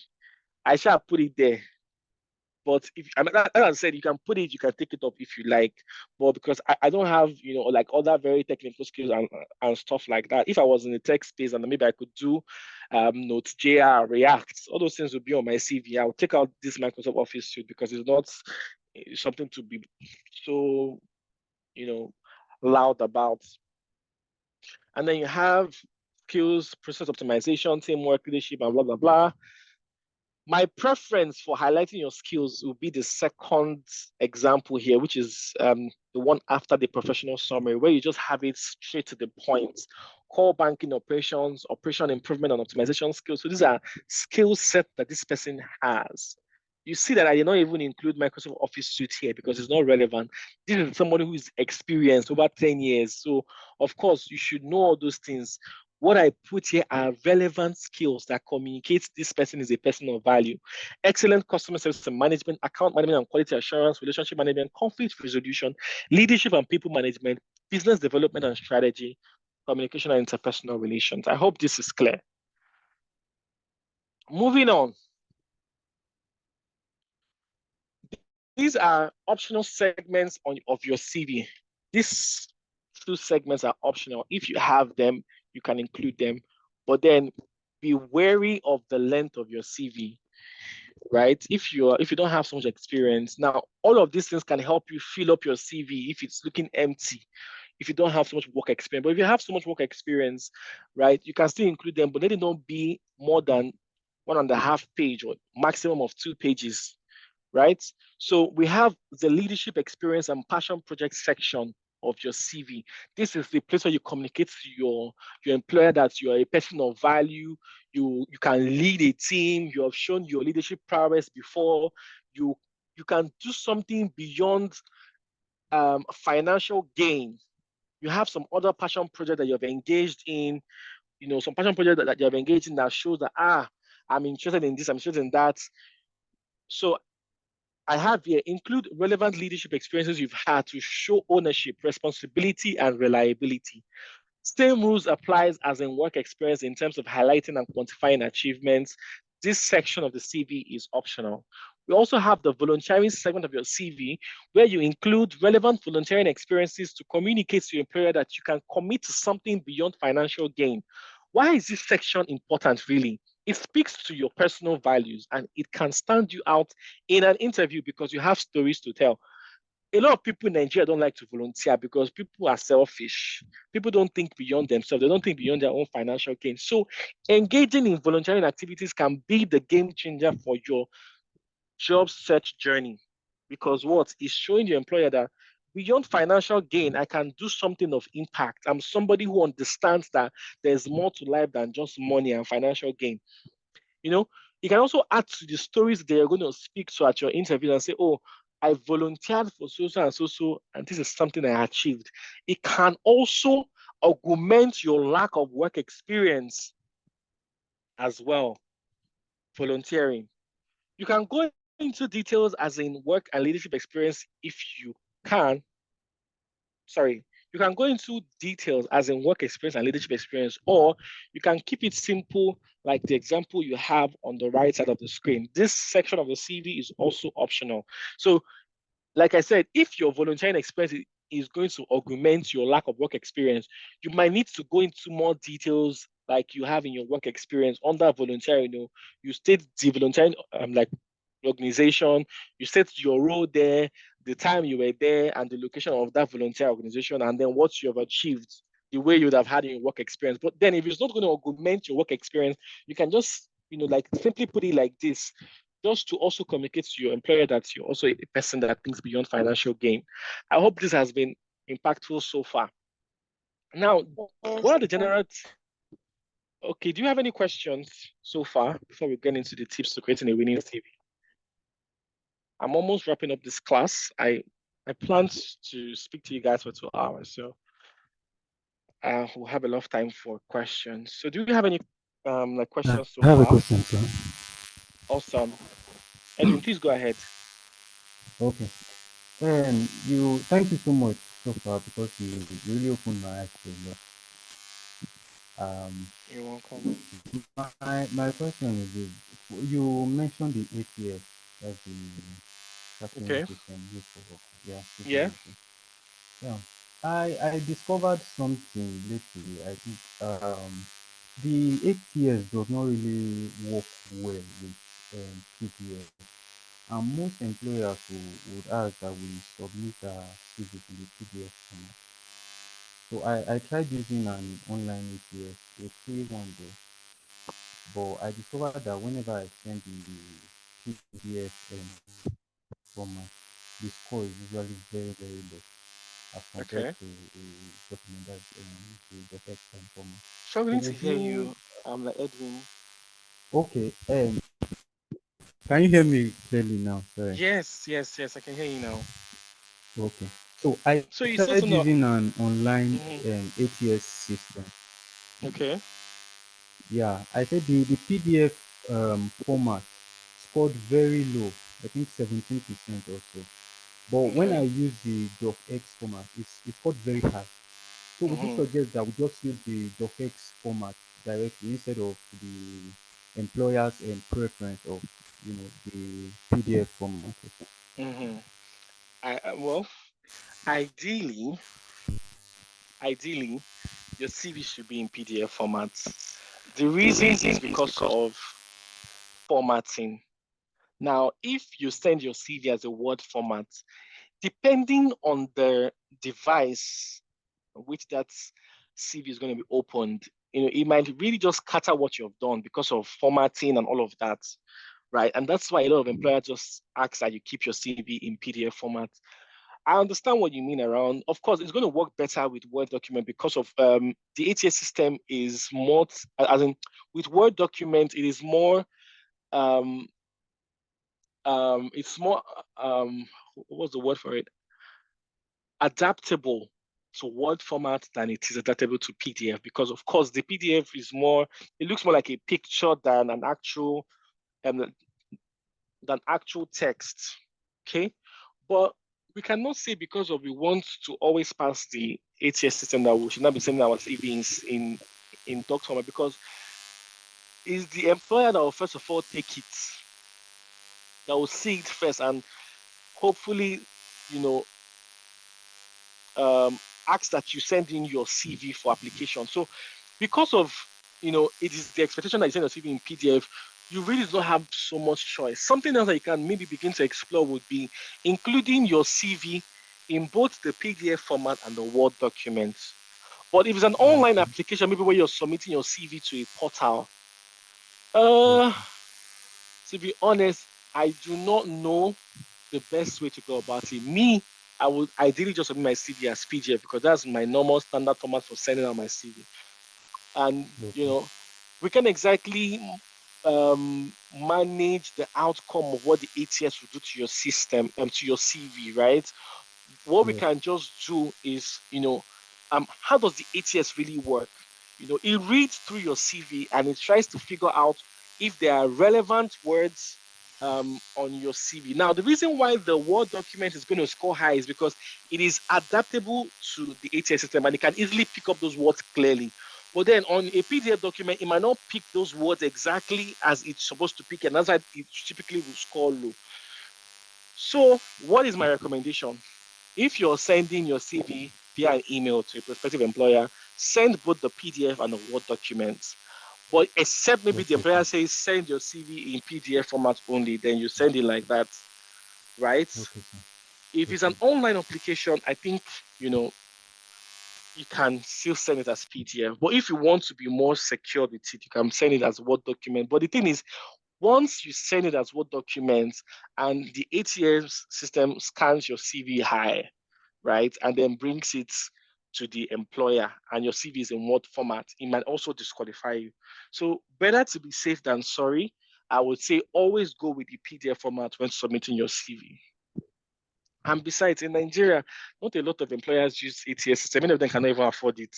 It's mostly just these multinational um, like multinational organizations that make use of ATS, like the PWCs and the KPMGs that receive over 5,000 application or more. They might use the ATS system many times. Or if you are submitting your CV to job boards like Jobberman, that are receiving a lot of applications from a lot of like candidates. They may not have the time to go through all of the CVs, and they just use an ATS system to scan through CVs. So, like I said, better to be safe than sorry. Always go with the PDF format. But if you have an option to submit your Word document without any form of like penalty, then you can submit as what. I hope this has been helpful. I feel like I rambled Yes, a sir. bit Thank you. Thank you. for this Thank you, sir. question. Thank you, Yeah, sir. that's a very complicated question to answer, but thank you for asking it. So moving forward, we're going to look at some of the tips to creating a winning CV. So again, on the left side of the CV, you see some tips. Tips like Hello. your resume language. Hi. Thank you, Innocence. Your Yeah. teaching has been it has been an eye-opener. So please, I have a question. Okay. In the CV Please go format ahead. okay, I saw professional experience, I saw work experience. So can you please highlight the difference between the professional experience and the work experience, or are they the same Yes. thing? Yeah, thank you so much for that question. Yeah, they're actually used interchangeably. You can decide to go with professional experience, you can decide to go with work experience, whichever, you know, fits it for you. So, and that's why I had both of them here to show you they can either you can use either of them, either use a professional experience or use work experience. They are both the same thing. Okay, thank you very much. You're welcome. Awesome. So yeah, moving along. We have some resume tips here for you to consider. For your resume language, it should be specific rather than general, active rather than passive. You understand what I'm saying? I hope you guys understand what I'm saying about almost like all of these things I've said. I'm saying now. We've spoken about it previously. Your CV should be specific rather than general. By specific, relevant, right? It should be active, using action words to describe what you've done. Written to express, not impress. Articulate rather than flowery. Don't try to be, let it be articulate. Fact-based, quantify and qualify. Written for people who scan quickly. In terms of the top 5 resume mistakes, spelling and grammar errors is a no-no. Missing email and phone information is a blunder, because what is the whole point of sending your CV if you don't want them to contact you? Please don't miss an email or a phone number on your CV. Using passive language instead of action words, like, don't say, I did this, or I just use action words like led a team of 5, accomplished, created, innovatively designed a dashboard, things like that. Those are action words. Another mistake is your CV that is not well organized, concise, or easy to skim.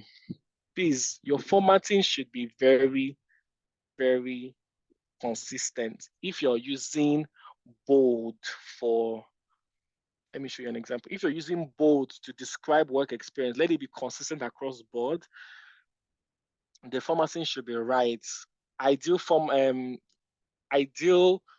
font style to use would be Times New Roman, like Helvetica, there's Calvary, there's also like Garamond. The one I use for this is Garamond. I prefer Garamond because I like the writing style. It's very clear and very easy to see. So a lot of that. So ensure that the formatting is always very good. In terms of the don'ts, what you should not do on your CV, do not use personal pronouns such as I. Don't say I did, I don't. No, no, no, no, no. Instead, use action words. Led, created. Do not abbreviate on your CV, please. Do not. You don't want your employer having to guess what you mean by like NFGPF or like NS. Don't use abbreviations. You say things as they are. Don't use a narrative style on your CV. There's no point narrating a story to employers. Say it straight to the point with values, numbers. Express it. Don't come and be giving us story. Do not number or letter categories. Instead, use bullet points. Do not use slangs or or colloquiums on your CV, like don't use slang, please. Or you come on your CV and say it's giving. Please, you should not give on your CV. Do not include a picture on your CV. Do not include your age or your sex. Do not list preference. I see some people putting on their CV references. Nobody cares about your reference. If an employer wants to get reference from you, after the interview, they will reach out and say, oh, can you provide us details of your reference? There's no point including a reference on your CV. That is giving 1985. Please, don't put references on your CV. It's not important. Don't start each line with a date. Now, what are the things that you should do? Be consistent in format and content. Make it easy to read and follow. Balancing white space. Keep a lot of space on your CV. Not a lot of space, but let it be balanced enough that you can see. You can see there's a difference from awards, honors, and achievement. There's a space, an obvious white space before you see training and certifications. That's how it should be. There should be enough good spacing after each work experience so that it is easy to read and follow. List headings such as experience in order of importance. Within headings, list information in reverse chronological order. We have mentioned this, starting with the most recent. Avoid information gaps such as a missing summer. Be sure that your formatting translated properly if converted to a PDF. Now, speaking to the person who was asking about the PDF, it is global best practice to always submit your CV in PDF format. Even Harvard recognizes this. So please, always keep your CV in PDF format. Now, what are my own tips beyond what Harvard has said? Excellence is often underrated when building a CV. Let your CV is your face. Your CV is your brand. Carry it like is your brand. Like this is what people will think about you when they see it. So with all strength and excellence, please deliver an amazing CV for yourself. Do not lie on your CV. Get creative. Don't lie, but you can creatively communicate what you have achieved. Do not underestimate any experience that you have, as long as it is relevant. That is the missing part of this point. Do not underestimate any experience you have, except as long as it is relevant. Get a second and even a third eye review of your CV to avoid grammar and spelling errors. Another thing that can also help you is take out your CV, read it out loud. You know, sometimes when you're reading out loud, that's when you hear the mistakes that you're making when you write. So take your CV, read it out loud, and be sure that you're reading it the way it is. That if you hear any like any taboo, you just stop it, you change it, and you correct it. Review your CV regularly. Take out the old experiences that do not serve you and include the new ones. Do not include references on your CV. I've explained why it's not relevant. Now, speaking about creativity and not lying on your CV, there are two memes I found on the internet and I want you guys to look at it. So this person now, they asked this person, how would you write, I changed a light bulb on your resume? See what this person said. Single-handedly managed the successful upgrade and deployment of new environmental illumination system, which with zero cost overruns and zero safety incidents. Now, this sounds like a very serious thing that the person has done, but it was just to change a light bulb. So get creative. I work the drive-through at McDonald's. How would you say it on your CV? This person says, I was an associate at a multinational firm in the service industry with revenue over 20 billion, served as a liaison to the automotive industry. That was very funny. So please get creative on your CV. Now, here are examples of really bad CVs, and I want us to score them together. So I'm going to be calling on a few people. I can't see the names of these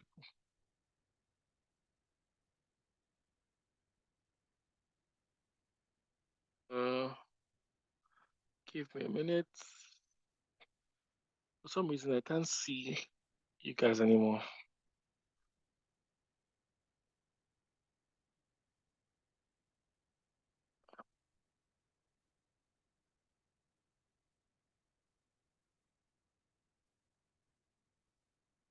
Hello,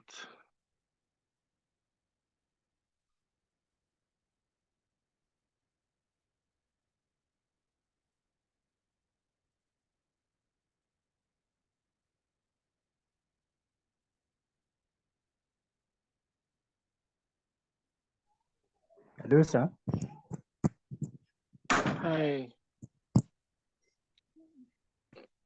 Can you guys hear me? I don't know what I didn't know I was Yes, logged I out. can hear you. Yeah. Yes, I can hear you. Wow. I don't know what's happening. I can't see you guys. We can't see you too. I can see you. Just give me a second. I don't know what's happening.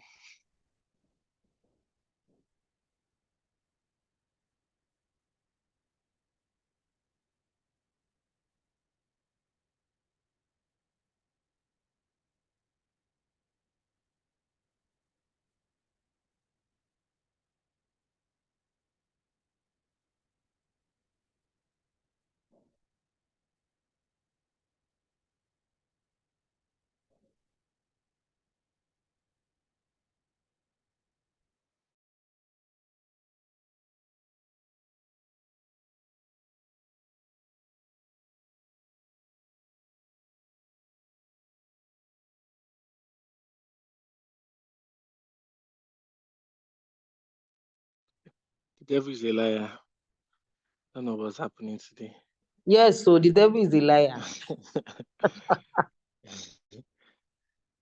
Shifa, I don't have access to share my screen. Do you want to fix that? Let's. So where did I stop while I wait for Shifa to grant me access to share my screen? About CV. Okay, yeah, bad CV. Yes, CV. That we're going to Bad score some CV. CV. We are supposed to do the review together. Oh, yeah. Shifa, who's the admin from Nest Factory? I don't have access to share my screen. Can you guys help fix that?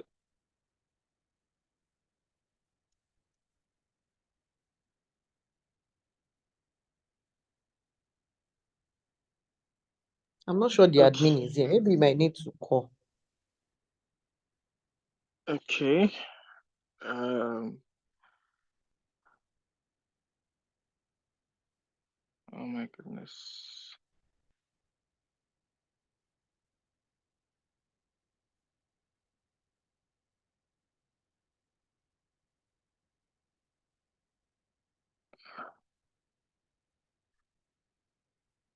Oh, so while we wait for them, do you have any questions?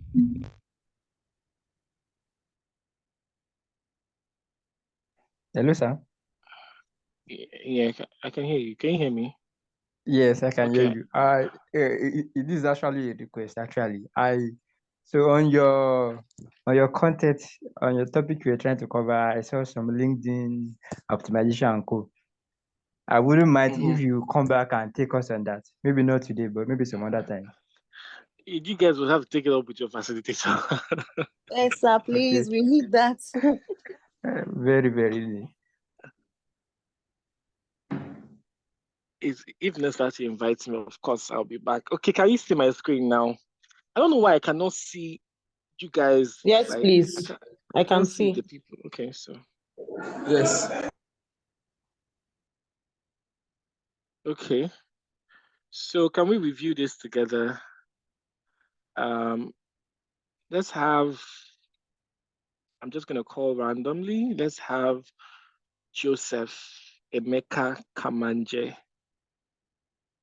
Please unmute your mic and let's review the first CV and you tell me some of the things that are bad based off what we've discussed. Joseph, can you hear me?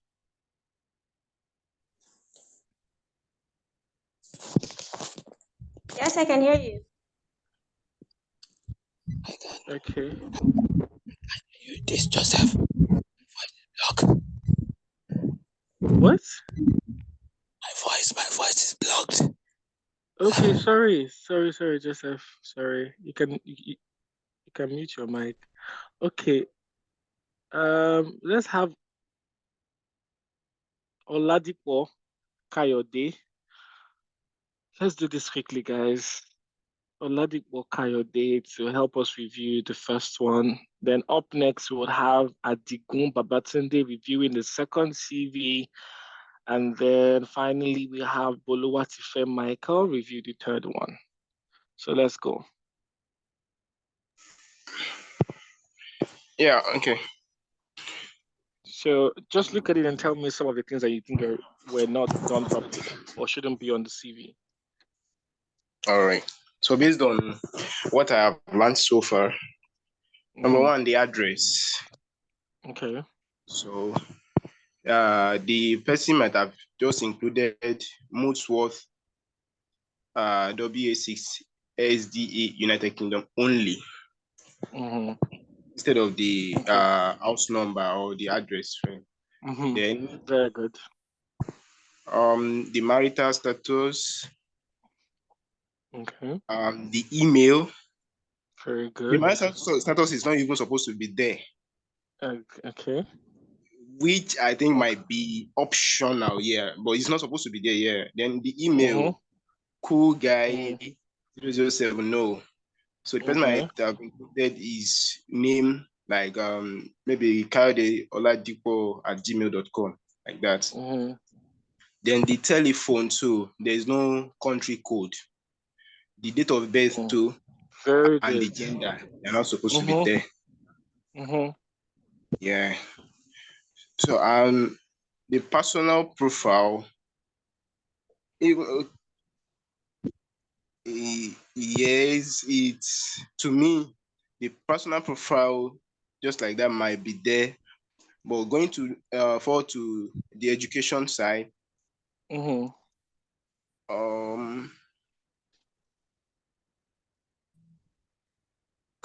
nursery school, the primary, and the secondary, yeah, it's supposed to be removed. Only the tertiary, and probably okay when it is, maybe if it is needed, so it can be added, but it's not supposed to be there. Okay. And then the arrangement, probably because it's the CV format actually, is supposed to be the school name before the year, the start year and the end year, like that. The work to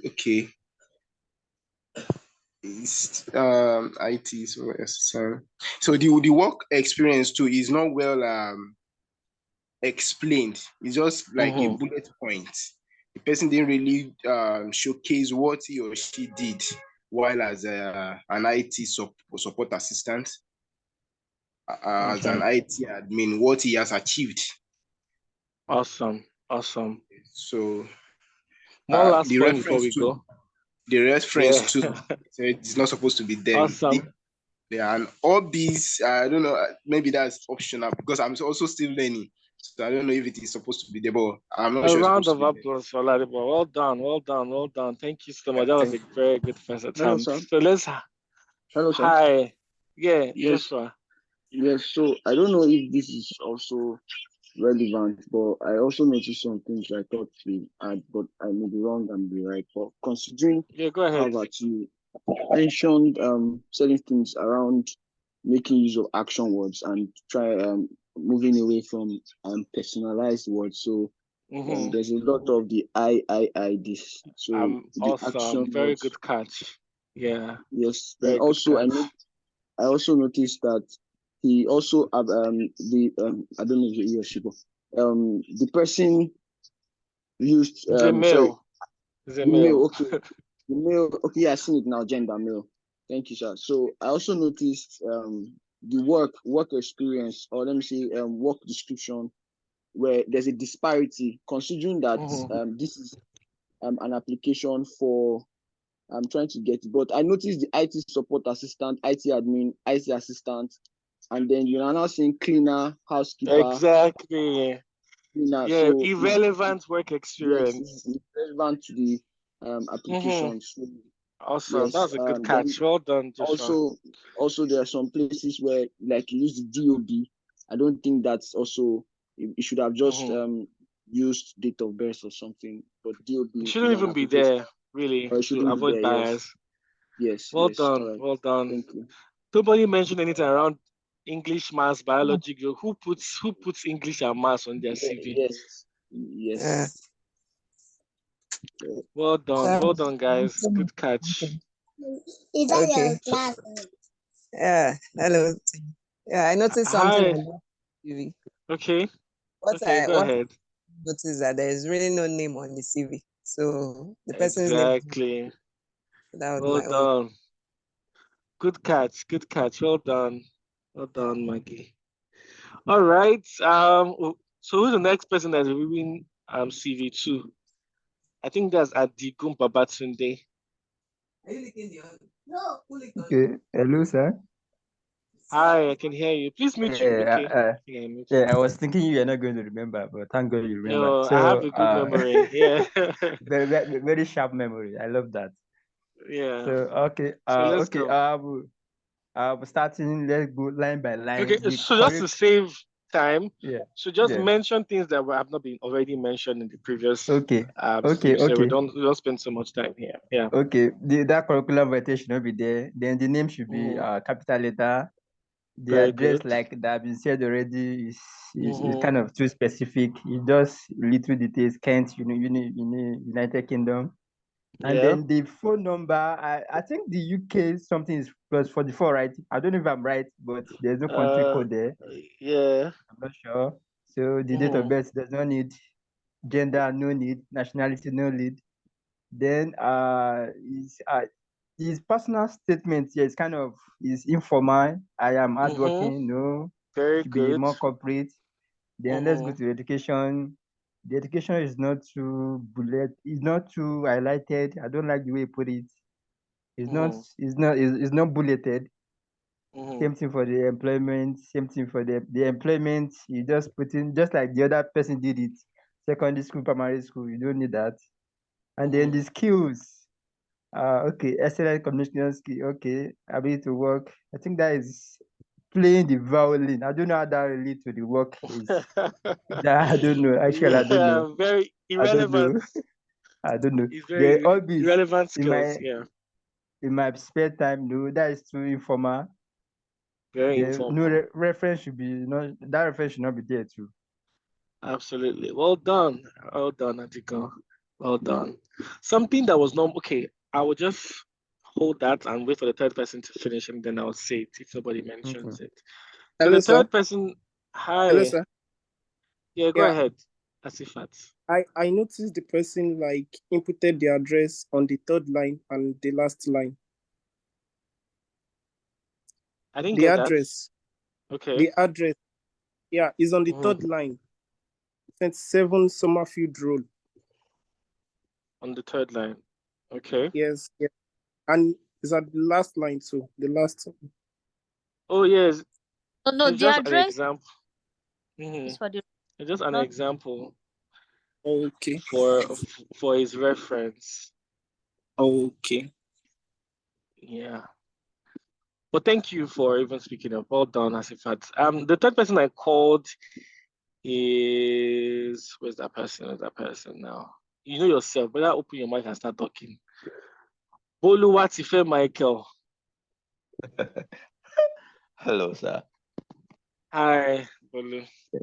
I thought The you were third going to CV. say that. I That's don't know. I don't maybe forget things easily. okay. Yeah. So Good let's morning, go. everyone. Good morning. So this CV is not straightforward. It's not well detailed at all. It's definitely a bad one, sir. With the I am thing, it's not necessary. It's not straight. Then the date of birth, everything I've noticed here, they've actually said it from the two example that was there.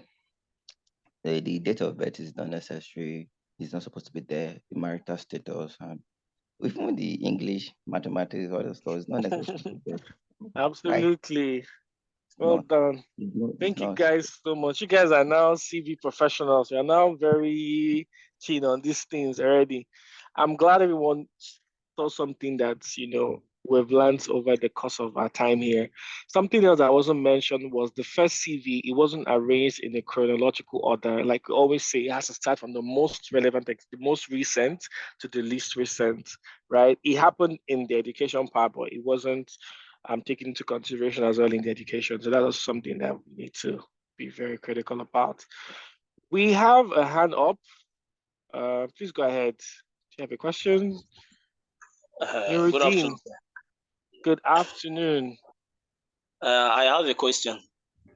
Okay. So What's your question? Okay, my question goes like this. Firstly, is it ideal to add NYSC experience to Absolutely. the CV? Absolutely. Secondly, you were mentioning about relevant.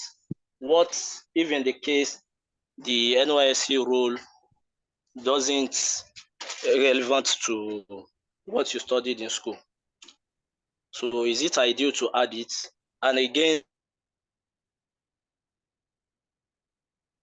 type of role you are given is not relevant. You are not given a certificate of commendation during your NYSC pertaining to how you conduct probably the CDS. So I get maybe you were given certificates of commendation. But what you actually did during the NYC was maybe teaching why you studied engineering course. So is it ideal?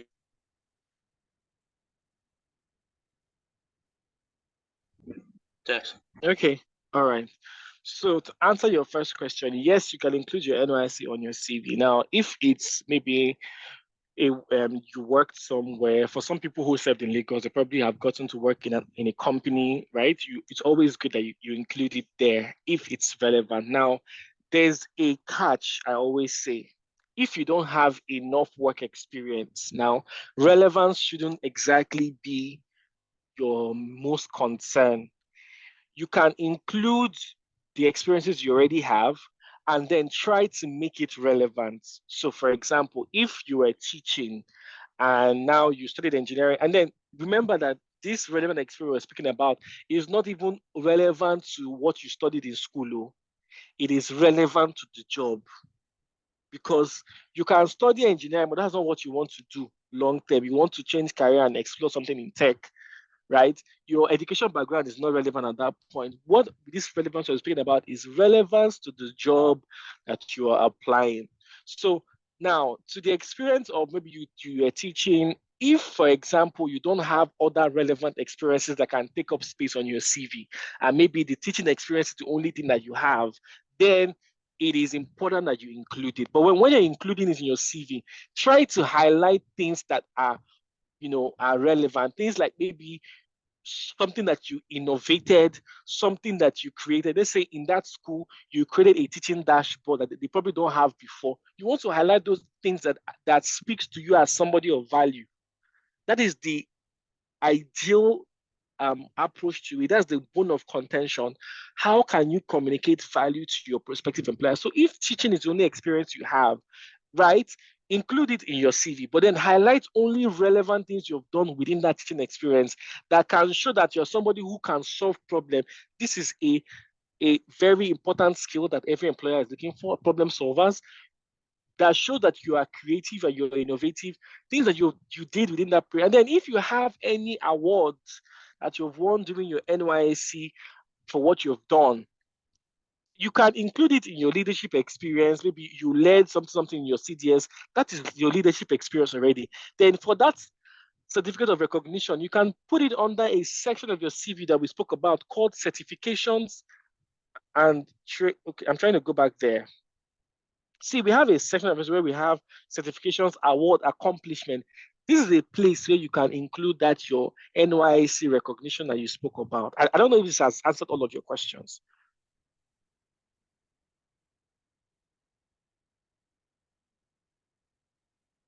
Hello, can you hear me? Yes. Yes, I can.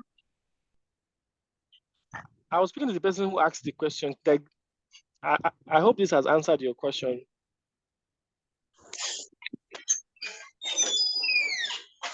Okay, so we have another hand up, Basirat Adele. Yeah, please go ahead. Okay, so thank you so far. So I was going to mention like the awards part, but I think you already mentioned it when you were answering the last question. So Yeah. I think now, yeah. Okay. So but Okay, but that's my good. point my point is even if the award, should you consider the fact that if you are going to add probably the awards you've won, it has to be relevant to the job you're applying to, or probably to something that you studied for the role you're applying for. For awards, I mean, if it's relevant, it's fine. If it's not relevant, it might just go to show that you're somebody who can, get something. It actually communicates its value, even if it's not relevant to the job you're applying for. For example, if you won an award as the most outspoken, that communicates there's something about you. An award just shows that you have been recognized amongst your peers. It elevates you and contributes to your candidacy appeal. I don't know if that answers your question. Yes, it does. Thank you.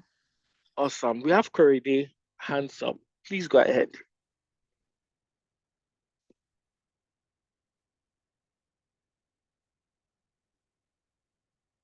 Korede, you have a question. You can unmute your mic and ask your question. If not, we have Blessing Johnson. Blessing, if Korede is not coming up, then. Okay, good afternoon. I wanted to ask, because you said something about like online on your CV, but be creative about it. And okay, in the situation whereby you use an example of when you're asking like a driver of a McDonald and the English and everything. So do you like for me do you feel like the English was too complex, or in as much as we want to make our English, good, but we should still sound simple? I don't know if I Yeah. question. Yeah. So it doesn't have to be big English. What that means is just, you don't have to say it as it is. Just say it in a way that it communicates that you added value in that sense, right?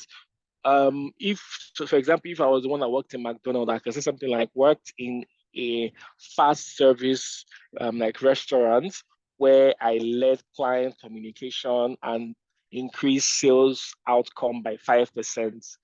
That is a better way to put it. But that is just a way to show that you can take something small and turn it into something big by virtue of how it's presented. And that's what that meme was specifically talking about. Do you understand? It doesn't have to be about the big English. It's more around understanding what value means and looking at that experience you have and couch it in a way that it communicates value. So that to your prospective employer, that this is how you added value. Do you understand my point? Yeah, thank Awesome. We have one more question from Basirat Adele. Okay, so sorry for raising my hands again. Just that That's as we are okay. doing this, I was also running through my, because I've used it to apply in some of the health job related roles. So I you said that references is more like relevant. Yeah. But what I've known so far, I don't know if it's general for all health sector role and that. But specifically when I was applying for my house job, I knew they are so concerned more about you having references in the form of your lecturers from school, from the hospital, but from someone that does not, and also from someone that is not related to you, Sha. Does not have to be your relative, but perhaps if a friend, a family friend, your lecturer or your consultant from the hospitals. So that is what I've always known. But now that you're saying it's kind of irrelevant, I don't know if maybe now it's with like maybe when you ask or you just don't put, because another when we put the references there will be a time where they will have to I think they will contact your reference that Then to the extent that they collect the details of your reference and also pictures. I don't know, Sha. The whole thing is just so complicated. But now that you're saying that it's irrelevant, so I don't know how that one would kind of work for me. I'm trying to kind of that's a update my. good question. Yes, so I think that is industry or job specific. Now, like you said, is housemanship, is the medical practice, maybe reference in that specific industry is important because of that's how they operate. It's a given in that particular industry. But this is me speaking to a general ideology of what an ideal CV should be from the standpoint of global best practice, right? If you're applying to a company, for example, they do not need your CV. But then, like you said, this was more specific to your medical practice, your housemanship, and all of that, because of that is what the job, that is what your industry requires. So beyond the specificity of your industry requirements, there is no need to include a reference on your CV. But then if it is what your industry or the company you're applying for requires, please by all means include it. I hope this clarifies the confusion. Yes, it is. Thank you. Awesome. Corey, I called you before, but you did not respond. Can you hear me now? Can you speak now? Yes, good afternoon. Hi, good afternoon. Thank you for the lectures. Yeah. My question is that concerning the LinkedIn link that you said we should always put on our CV.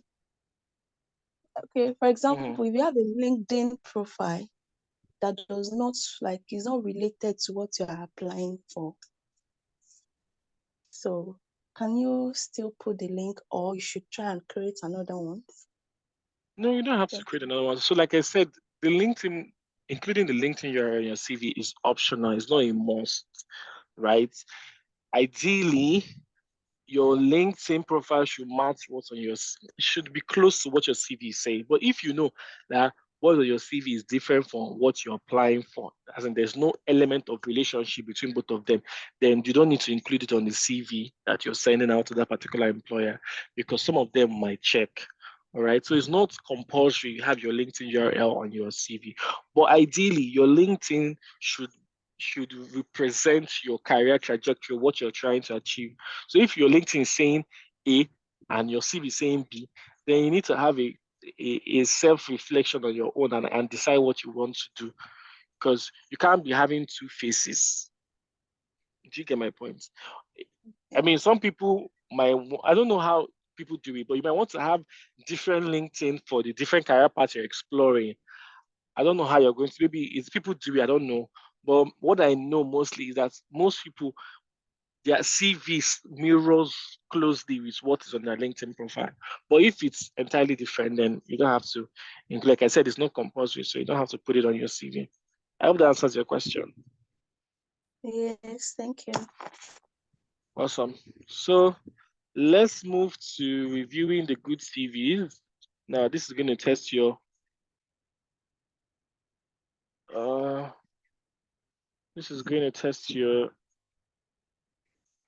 CV writing prowess. Now, let's look at this. I'm going to call on Edwin. I'm calling people that have not heard their voice before. Edwin is going to take the first one. Then we have Wasilat. She's going to take the second one. Tai is going to take the fourth one. And Sheriff Dean will take the fourth one. Tai is taking the third one. Sheriff Dean is taking the fourth one. You have 2 minutes to quickly review this CV. So let's have the first person.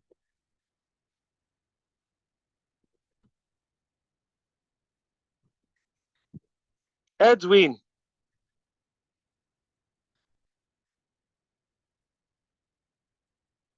Can we have Edwin unmute his mic and speak, please? So for the sake of time, I'm going to quickly replace Edwin with Obasa Tohib Omolade.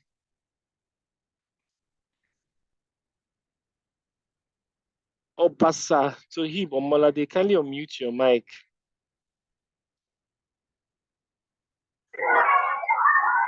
Good afternoon, sir. Good afternoon. Yes, sir. Please review the first CV for us. Just tell us some of the things that were done right. If there are also any errors, you let us know. You have 2 minutes to review this CV. Your time starts now. All right, sir. So from what I've learned so far, the name, yeah, my apologies. Now the name of the person is good. The Gmail is good. The country code, the LinkedIn profile, yeah. So the professional experience, yeah, it's cool. And it's actually the CV is related to educational aspects. So like educational aspect, and it told us what the professional experience he had and the volunteer experience also.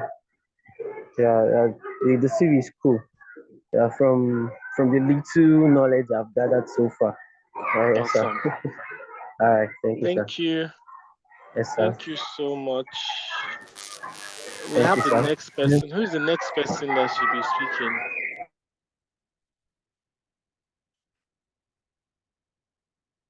I think I called Beauty at some point. Beauty, please unmute your mic and let's have you review the second CV.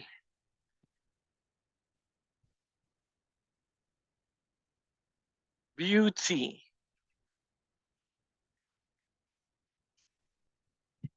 Hello. Hello, sir. Hi, Beauty. How are you? I'm fine, sir. So you have 2 minutes to review the CV on the right-hand side. Tell us what are the things that were done properly. If there are any errors, let us know. If there are no errors, inform us as well. Just review it based on the knowledge we've acquired today. Okay. So let's go. Your time starts now. Okay, from what I've learned so far, the first name, which is the first name of the person, the last name, which is the surname, should be there. Then the health and safety officer is like the profession of the person, like what the person is, when the job description, the person is venturing into, or that's the job, the specification. Then the country, the address is there, like it's not like number 19, so and so, it's just very good, very good. Yeah. Then the country code and phone number goes, the Gmail, the email, it takes the person's name and the first name and the last name, and the LinkedIn profile is also there. Then the professional summary talks about the person, like describe the job is venturing into, like since the person is an health and safety officer, the person describe what he is able to achieve with 8 years of experience and all that. So, and what is able to, the achievements and all that is there. And the relevant work experience, you see the work experience is the sequence of the health and safety officer. The one before talking about the health and safety officer. So it's the responsibilities are also there. What I'm struggling to hear you, actually, Beauty. I'm sorry. Yeah. The network is kind of weak. Yeah, go ahead. We'll try to listen. Okay. The responsibilities in the health and safety officer, the role is already the health and safety officer, then the responsibility was highlighted and it used action verb, executed, collaborated, very good. Was there. Very also, good. The experience was also there, safety analyst, also related to the job, which is the health and safety officer, and the responsibility also highlighted education. The person just in the master science, which is definitely further putting the BSc and all that, not master science, but the skills, technical skills and industrial knowledge, everything was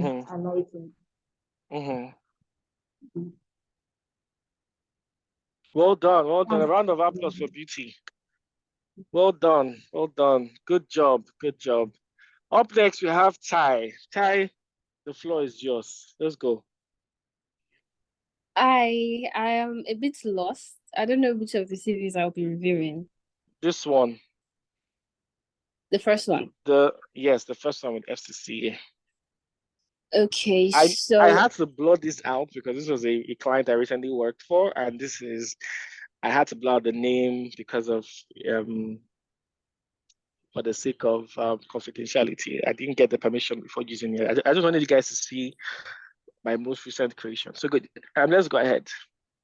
all right, so this person is a financial analyst, business partner, business and all of the things. So the profile summary captured the tiny bits that would keep the recruiter or the hiring manager like glued, want to, check the rest of the resume. And the highlighted skills, financial planning and analysis, these are the relevant skills very good a financial analyst should have. And also the technical skills, which are SAP, Oracle, NetSuite, Planful. Those are the required skills. And professional experience, looking at this, the accomplishments were highlighted using the XYZ formula. It is quantifiable achievements that is very good, very professional and simple as well.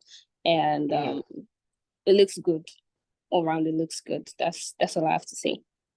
Awesome. Well done, Ty. Well done. Good attempt. A round of applause for Ty. She takes a bow. Next we have Sheriff Dean Olafimiho. Olafimiho. Thank you very much. Okay, so you're reviewing the last CV for Chigozurim Justice here. That's also part of my creation. Yeah, let's go. Good afternoon, sir. Good afternoon. Okay, good afternoon. So there is something different this CV that is peculiar to the three CVs that my colleagues reviewed. So that's after checking the names, the address, the phone number, and the email. So there is, except when you check the professional summary, so that's when you get to know that the owner of the CV is an experienced banking operations and relationship manager.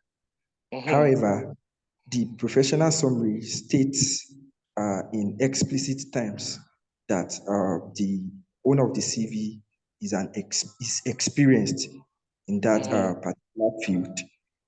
So coupled with that, it also explains the core commitment of the holder of the CV,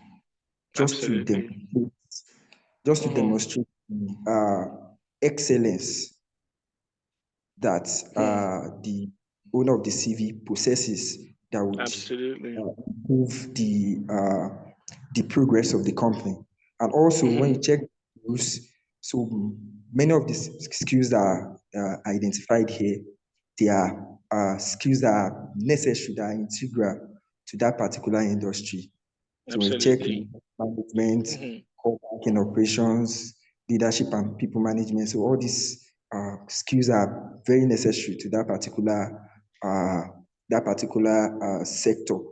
So, and the work experience, so from the Guarantee Trust Bank PLC, so looking at how the responsibilities and achievements of that person during his time from 2013 to 2017, can see that the achievements, as you mentioned, they are measurable. So it's giving measurable achievements, very good. Not just, how I call it, not just responsibilities in abstract, So we can see the first one, which is okay, aggressive mobilization of so by 33%. So that's quantifiable. That's something that that's going to give the employer a clue about how efficient the holder of the CV is. So next one, okay, I think we have Guaranteed Trust Bank again. So this actually shows that okay, there is probably a promotion. Very good. Very good. That particular industry, and I think that speaks a lot. That okay, for someone to have worked for a couple of years in an organization such as Guaranteed Trust Bank, so to have been elevated to a more demanding role. So that actually shows how consistent, and how effective that person is in that particular organization. And also, if you check the experience, so the like you see the skills that have been mentioned. You see the what's it called? The practical expression of application it. of all the skills. So that as mentioned, leadership and people management in the skills. So check the work experience. You see, manage and supervise a team of 15 people, ensuring they are developed. You can see that both the skills and the work experience, they are in par. Is very So it's good. not like Very good. it's not like there is anything contradictory. So it's actually very well. Like the reading is flowing very well. Probably I can't see the what Yeah, they call. you've done amazing so far. Like I just wanted to give you guys a sneak peek. Like so this CV is a 2-page CV, like had like other things down there, but I didn't want to include everything. But so far, well done, well done. See, you get an now professional CV reviewers, CV writers, because you know all these things now. And the reason why I put this reviewing together is I want us to bring the knowledge because I'm more around how can you transfer knowledge as opposed to just teaching for the sake of it. I want, like I said, my objective is so that at the end of this class, you're able to go. If you pick up a CV now, you're going to look at it differently. If you pick up a CV now, you can write an amazing CV for yourself.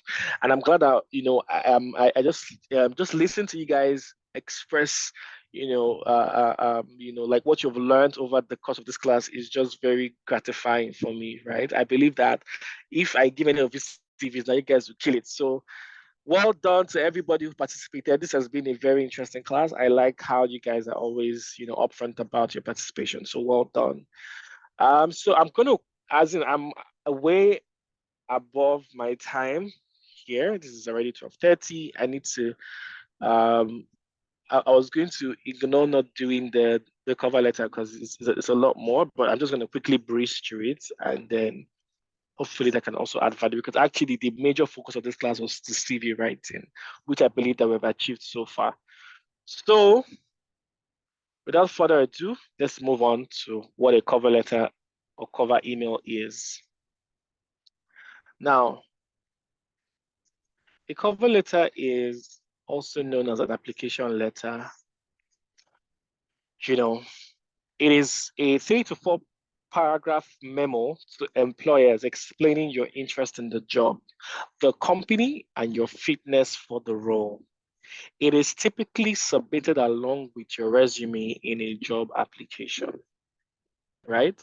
Now, many times when you're applying for a job, some employers will demand that you attach a cover letter when you're submitting your CV for that job, be it sending it via a digital portal or you're sending it via an email. Some employers will require that you attach a cover letter. Now, that's what the cover letter is, just a letter to tell the people, oh, beyond what is on my CV, this is why I'm interested in this role. This is why I'm interested in this company. This is why I believe I'm a great fit for the role, right? Beyond what you've done, you're now personalizing your interest in the company through your cover letter, right? Now, there's also something called the cover email, which is ideally, so it says here that it was coined to take the place of what traditionally would be a cover letter. It is a brief yet effective electronic tool designed to convey your interest in a company and or in a position. It is basically a cover letter in an email. Instead of writing a full-blown cover letter that will have address and all of that, you just write like once you have the email address of a prospective employer, you just include the email address there, include a subject of the email, and then you just put in as you ideally write in it. But this is, more, this is shorter than a cover letter. It is more succinct, very straight to the point, very concise, because an email should not be so long because it's going to put off your prospective employer. So keep it very short. It's shorter than a cover letter that will ideally be in a Word document or a PDF document with the address, the title, and all of that. So you will see as we go forward the difference between the both of them. What are the important points to note? Personalization is key. Now, your CV is not, it is tailored to the job, but then it's not personalized to the company directly. It is just personalized to the career path or to that role. If, for example, now you're applying for the role of an engineering support staff, everything you write on your CV will be tailored and relevant to the role, engineering support staff. But then it is not personalized to the actual company that you're applying to. That is what differentiates a CV from a cover letter. A cover letter is more personalized and telling the story about why it is this particular company you want to, apply for. I hope that makes sense. The second point I have here is a good way to create a response-producing cover letter is to highlight your skills or experiences that are most applicable to the job or industry and to tailor the letter to the specific organization you're applying to. Are you seeing how it differs? While your CV is focused on the specific role, your cover letter is focused on the company itself and why you're interested in that specific organization. While your cover letter are not always required, many hiring managers still rely on them to gauge an applicant's skill, experience, and background. Please do not regurgitate your CV. Are you seeing how this thing is? Some people might fall in the trap of repeating what has been said in their CV, but then a cover letter is more like a summary of all of your experiences and your skills, being personalized and tailored to that particular organization. Let me bring it home. If you're applying to Google, for example, the way you write a cover letter for Google is going to be different from the way you write a cover letter to a company like, say, Net Factory, for example. Because, for example, there are certain things that are very important to Google. Innovation, things around certain values that Google upholds that might be different from what Net Factory is upholding. Now, the thing that can help you drive your point home in the cover letter is the value of that organization, because you're tailoring it to that specific organization. Again, your CV is tailored to the role, meaning if it is the role of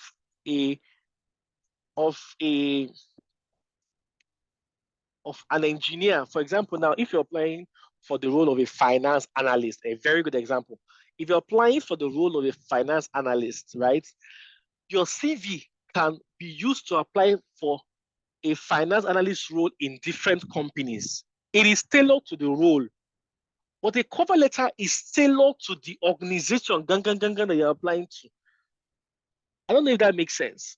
So that is the difference between the both of them. Now, the final point I have here is your cover letter can form part of the recruitment consideration, as some hiring managers use it to assess your written skills. Now, this is something that is a very unspoken rule. If there are grammatical blunders in your cover letter, they will say, this one that cannot write letter, is it that our company they want to come and add value to? So you have to be very critical and very careful when you're writing your cover letter. There are no errors. There's no room for errors as well on your cover letter. I have a meme here that says, cover letters are recommendations written by oneself about self. You're recommending yourself to the company and why you're the best fit for them. It's like telling the hiring manager, see this person, employ him. He has all the things that you need. Not exactly what that means. Is communicating. The guy is pointing, so where he's pointing to, he's pointing at himself, and then he's selling himself to the hiring manager. Do you understand? That's what both your CV and your cover letter should do for you. They speak in your absence.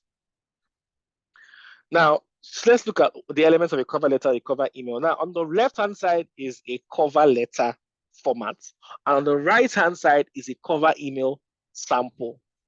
Cover email, cover letter. Are you seeing the difference now? For a cover letter, you have your street address, what have you not. Everything is in block format, one side.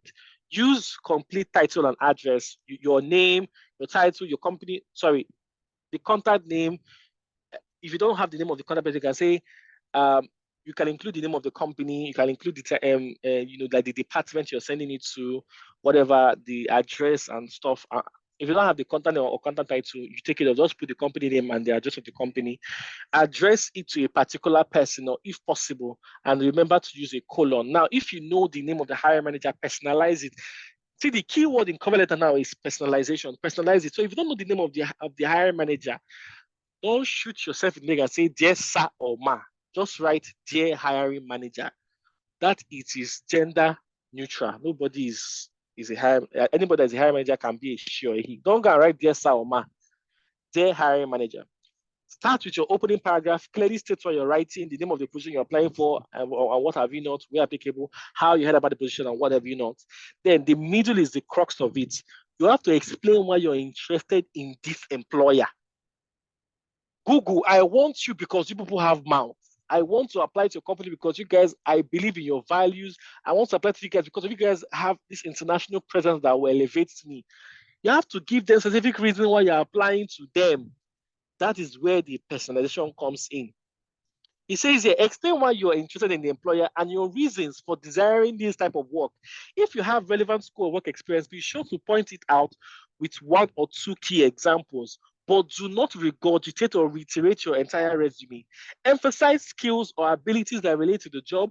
Be sure to do this in a confident manner, and remember that the reader will review your letter as an example of your writing skills. I hope this has answered all of the questions you have about a cover letter. Now, you close out your cover letter by reiterating your interest in the position, your enthusiasm to join your employer, using your skills to contribute to the organization. Thank the reader for his or her consideration of your application, and end by stating that you look forward to the opportunity to further discuss the position or being invited for an interview. You sign off your cover letter, sincerely, your name. Now, let's move on to the cover email. Cover email, you should have a strong subject line. If you're applying for the role of a software engineer, see what they wrote here. Senior software engineer, but this is just a lot. So this is mostly when you're applying for a role that was not advertised. You're shooting your shot. But if it's a role that was advertised, just put the title of the role.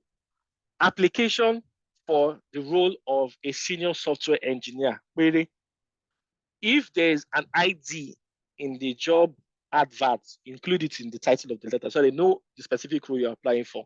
Now, there's something they call personal greeting. Of course, you've added the name, the email address of the prospective employer as well. Then the next thing is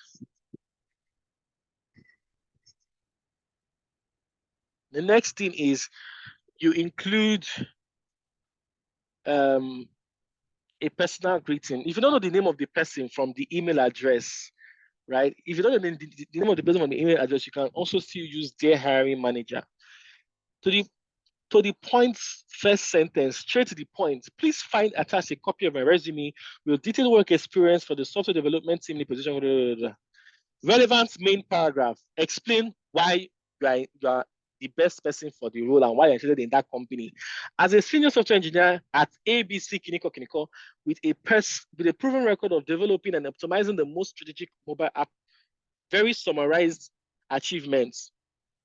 You put it there, and everything you have. I am sure I can help your company achieve similar results with your upcoming project of developing. Now, this person has done his research. He has seen that this company has an upcoming project to develop a mobile app for personal finance and easy online trading. This is where personalization comes in.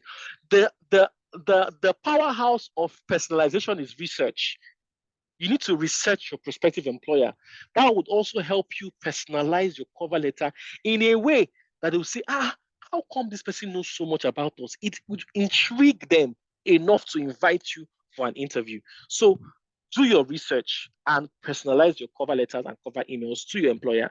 Now, always end with a call to action. The way you're going to close your paragraph in an ideal cover letter, close the same way in a cover email. Have a call to action. Can we schedule a meeting to discuss my insights and ideas on making your company's software development quicker and more effective while boosting all major KPIs? Are you seeing? Very straight to the point, very critical, a call to action. Call me for your interview. On your cover letter, it says, thank you, and I look forward to the opportunity to further discuss this role, or I look forward to the opportunity to be invited for an interview to further discuss my fit for this position. There's a call to action always. And then finally, sign off sincerely, your name, and if you have an email signature, that's great. Don't forget to attach your CV. Some people write very amazing cover letter and they forget to add their CV attachments. That is foul. In fact, best practice is to add your CV first before writing the body of the email. I hope this has been helpful for anyone listening to me. Tips to writing a winning cover letter. Address your letter to a specific person if you can, but all these things. Tailor your letters to the specific situation or organization by doing research before writing your letters. Keep letters concise and factual, no more than a single page. Avoid flowery language. Give examples that support your skills and qualification. Put yourself in the reader's shoes. What can you write that will convince this reader that you are ready and able to do the job? Don't overuse the pronouns I.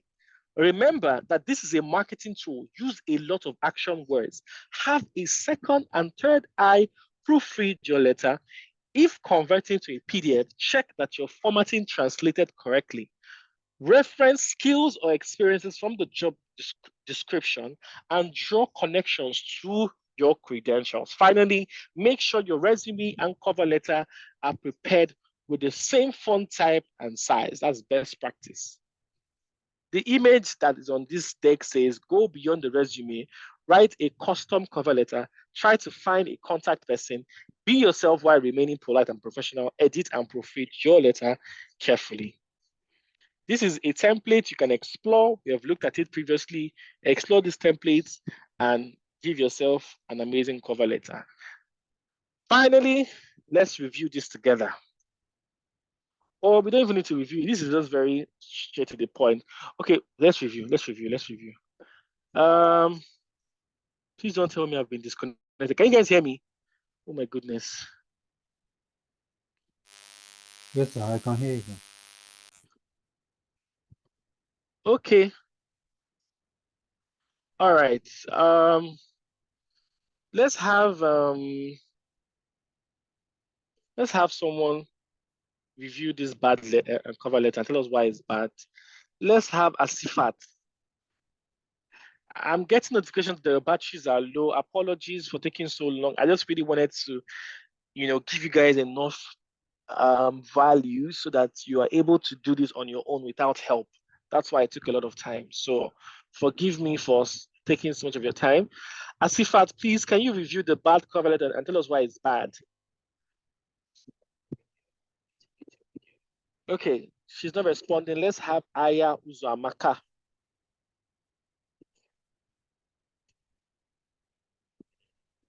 Uzuamaka.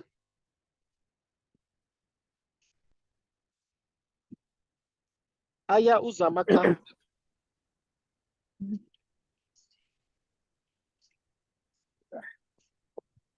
Okay, I don't have much time. I think we're going to skip that. Good afternoon, Azizat. Can you hear me? Yes, sir.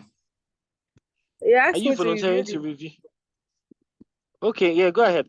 Yeah, please review the bad cover letter. Why is it bad? Not CV. The bad cover letter. Sorry. Yeah. I know.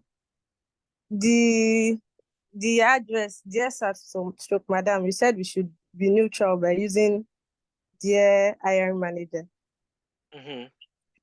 Also, the command of if you don't know the name of the person, yes, that's writing the letters. Also, the command of English is not the words used. They are not very okay. The person's command of English is not very okay, and there are so many grammatical errors in this series. Awesome, thank you. Let's have Taiwo Augustina review the good cover letter for us quickly. Taiwo Augustina.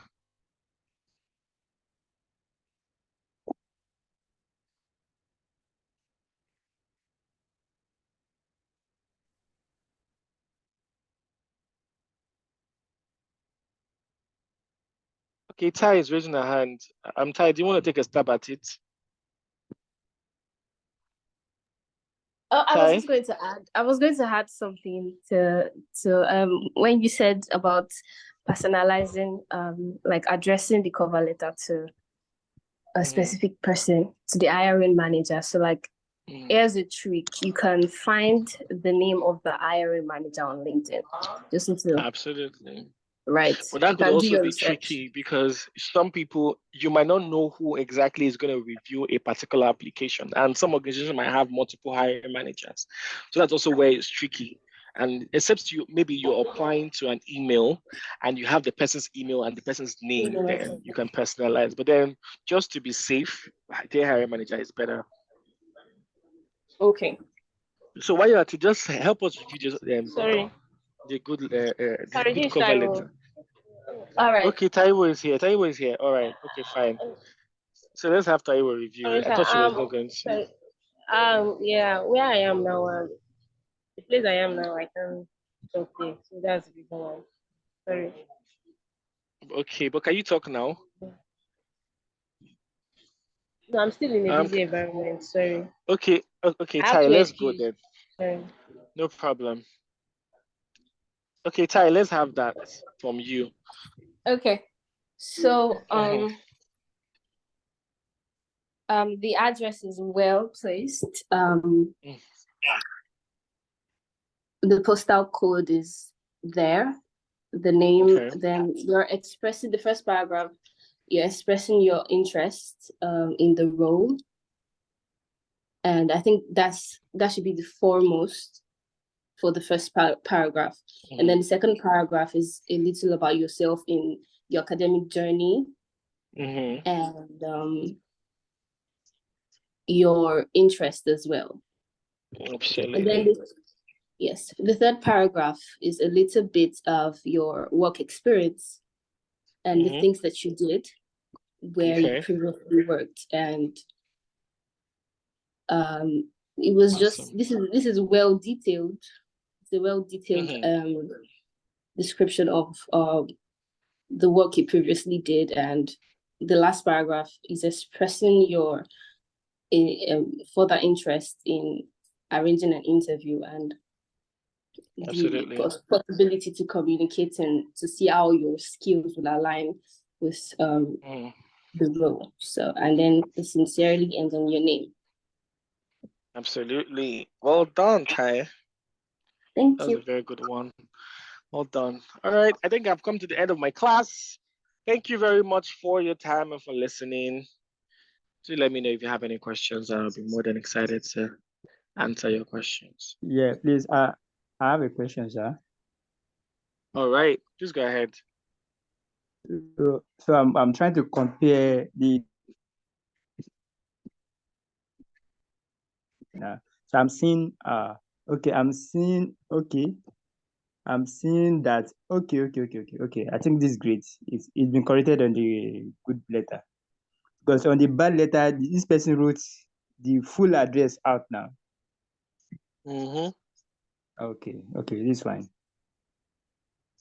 Okay, thank you.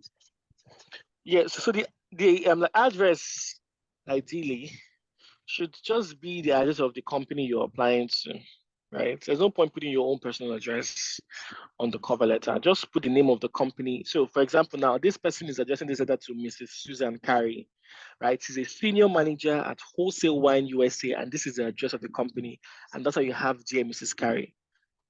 Now, this is the company's address, so there's no issue putting it in full if you have it.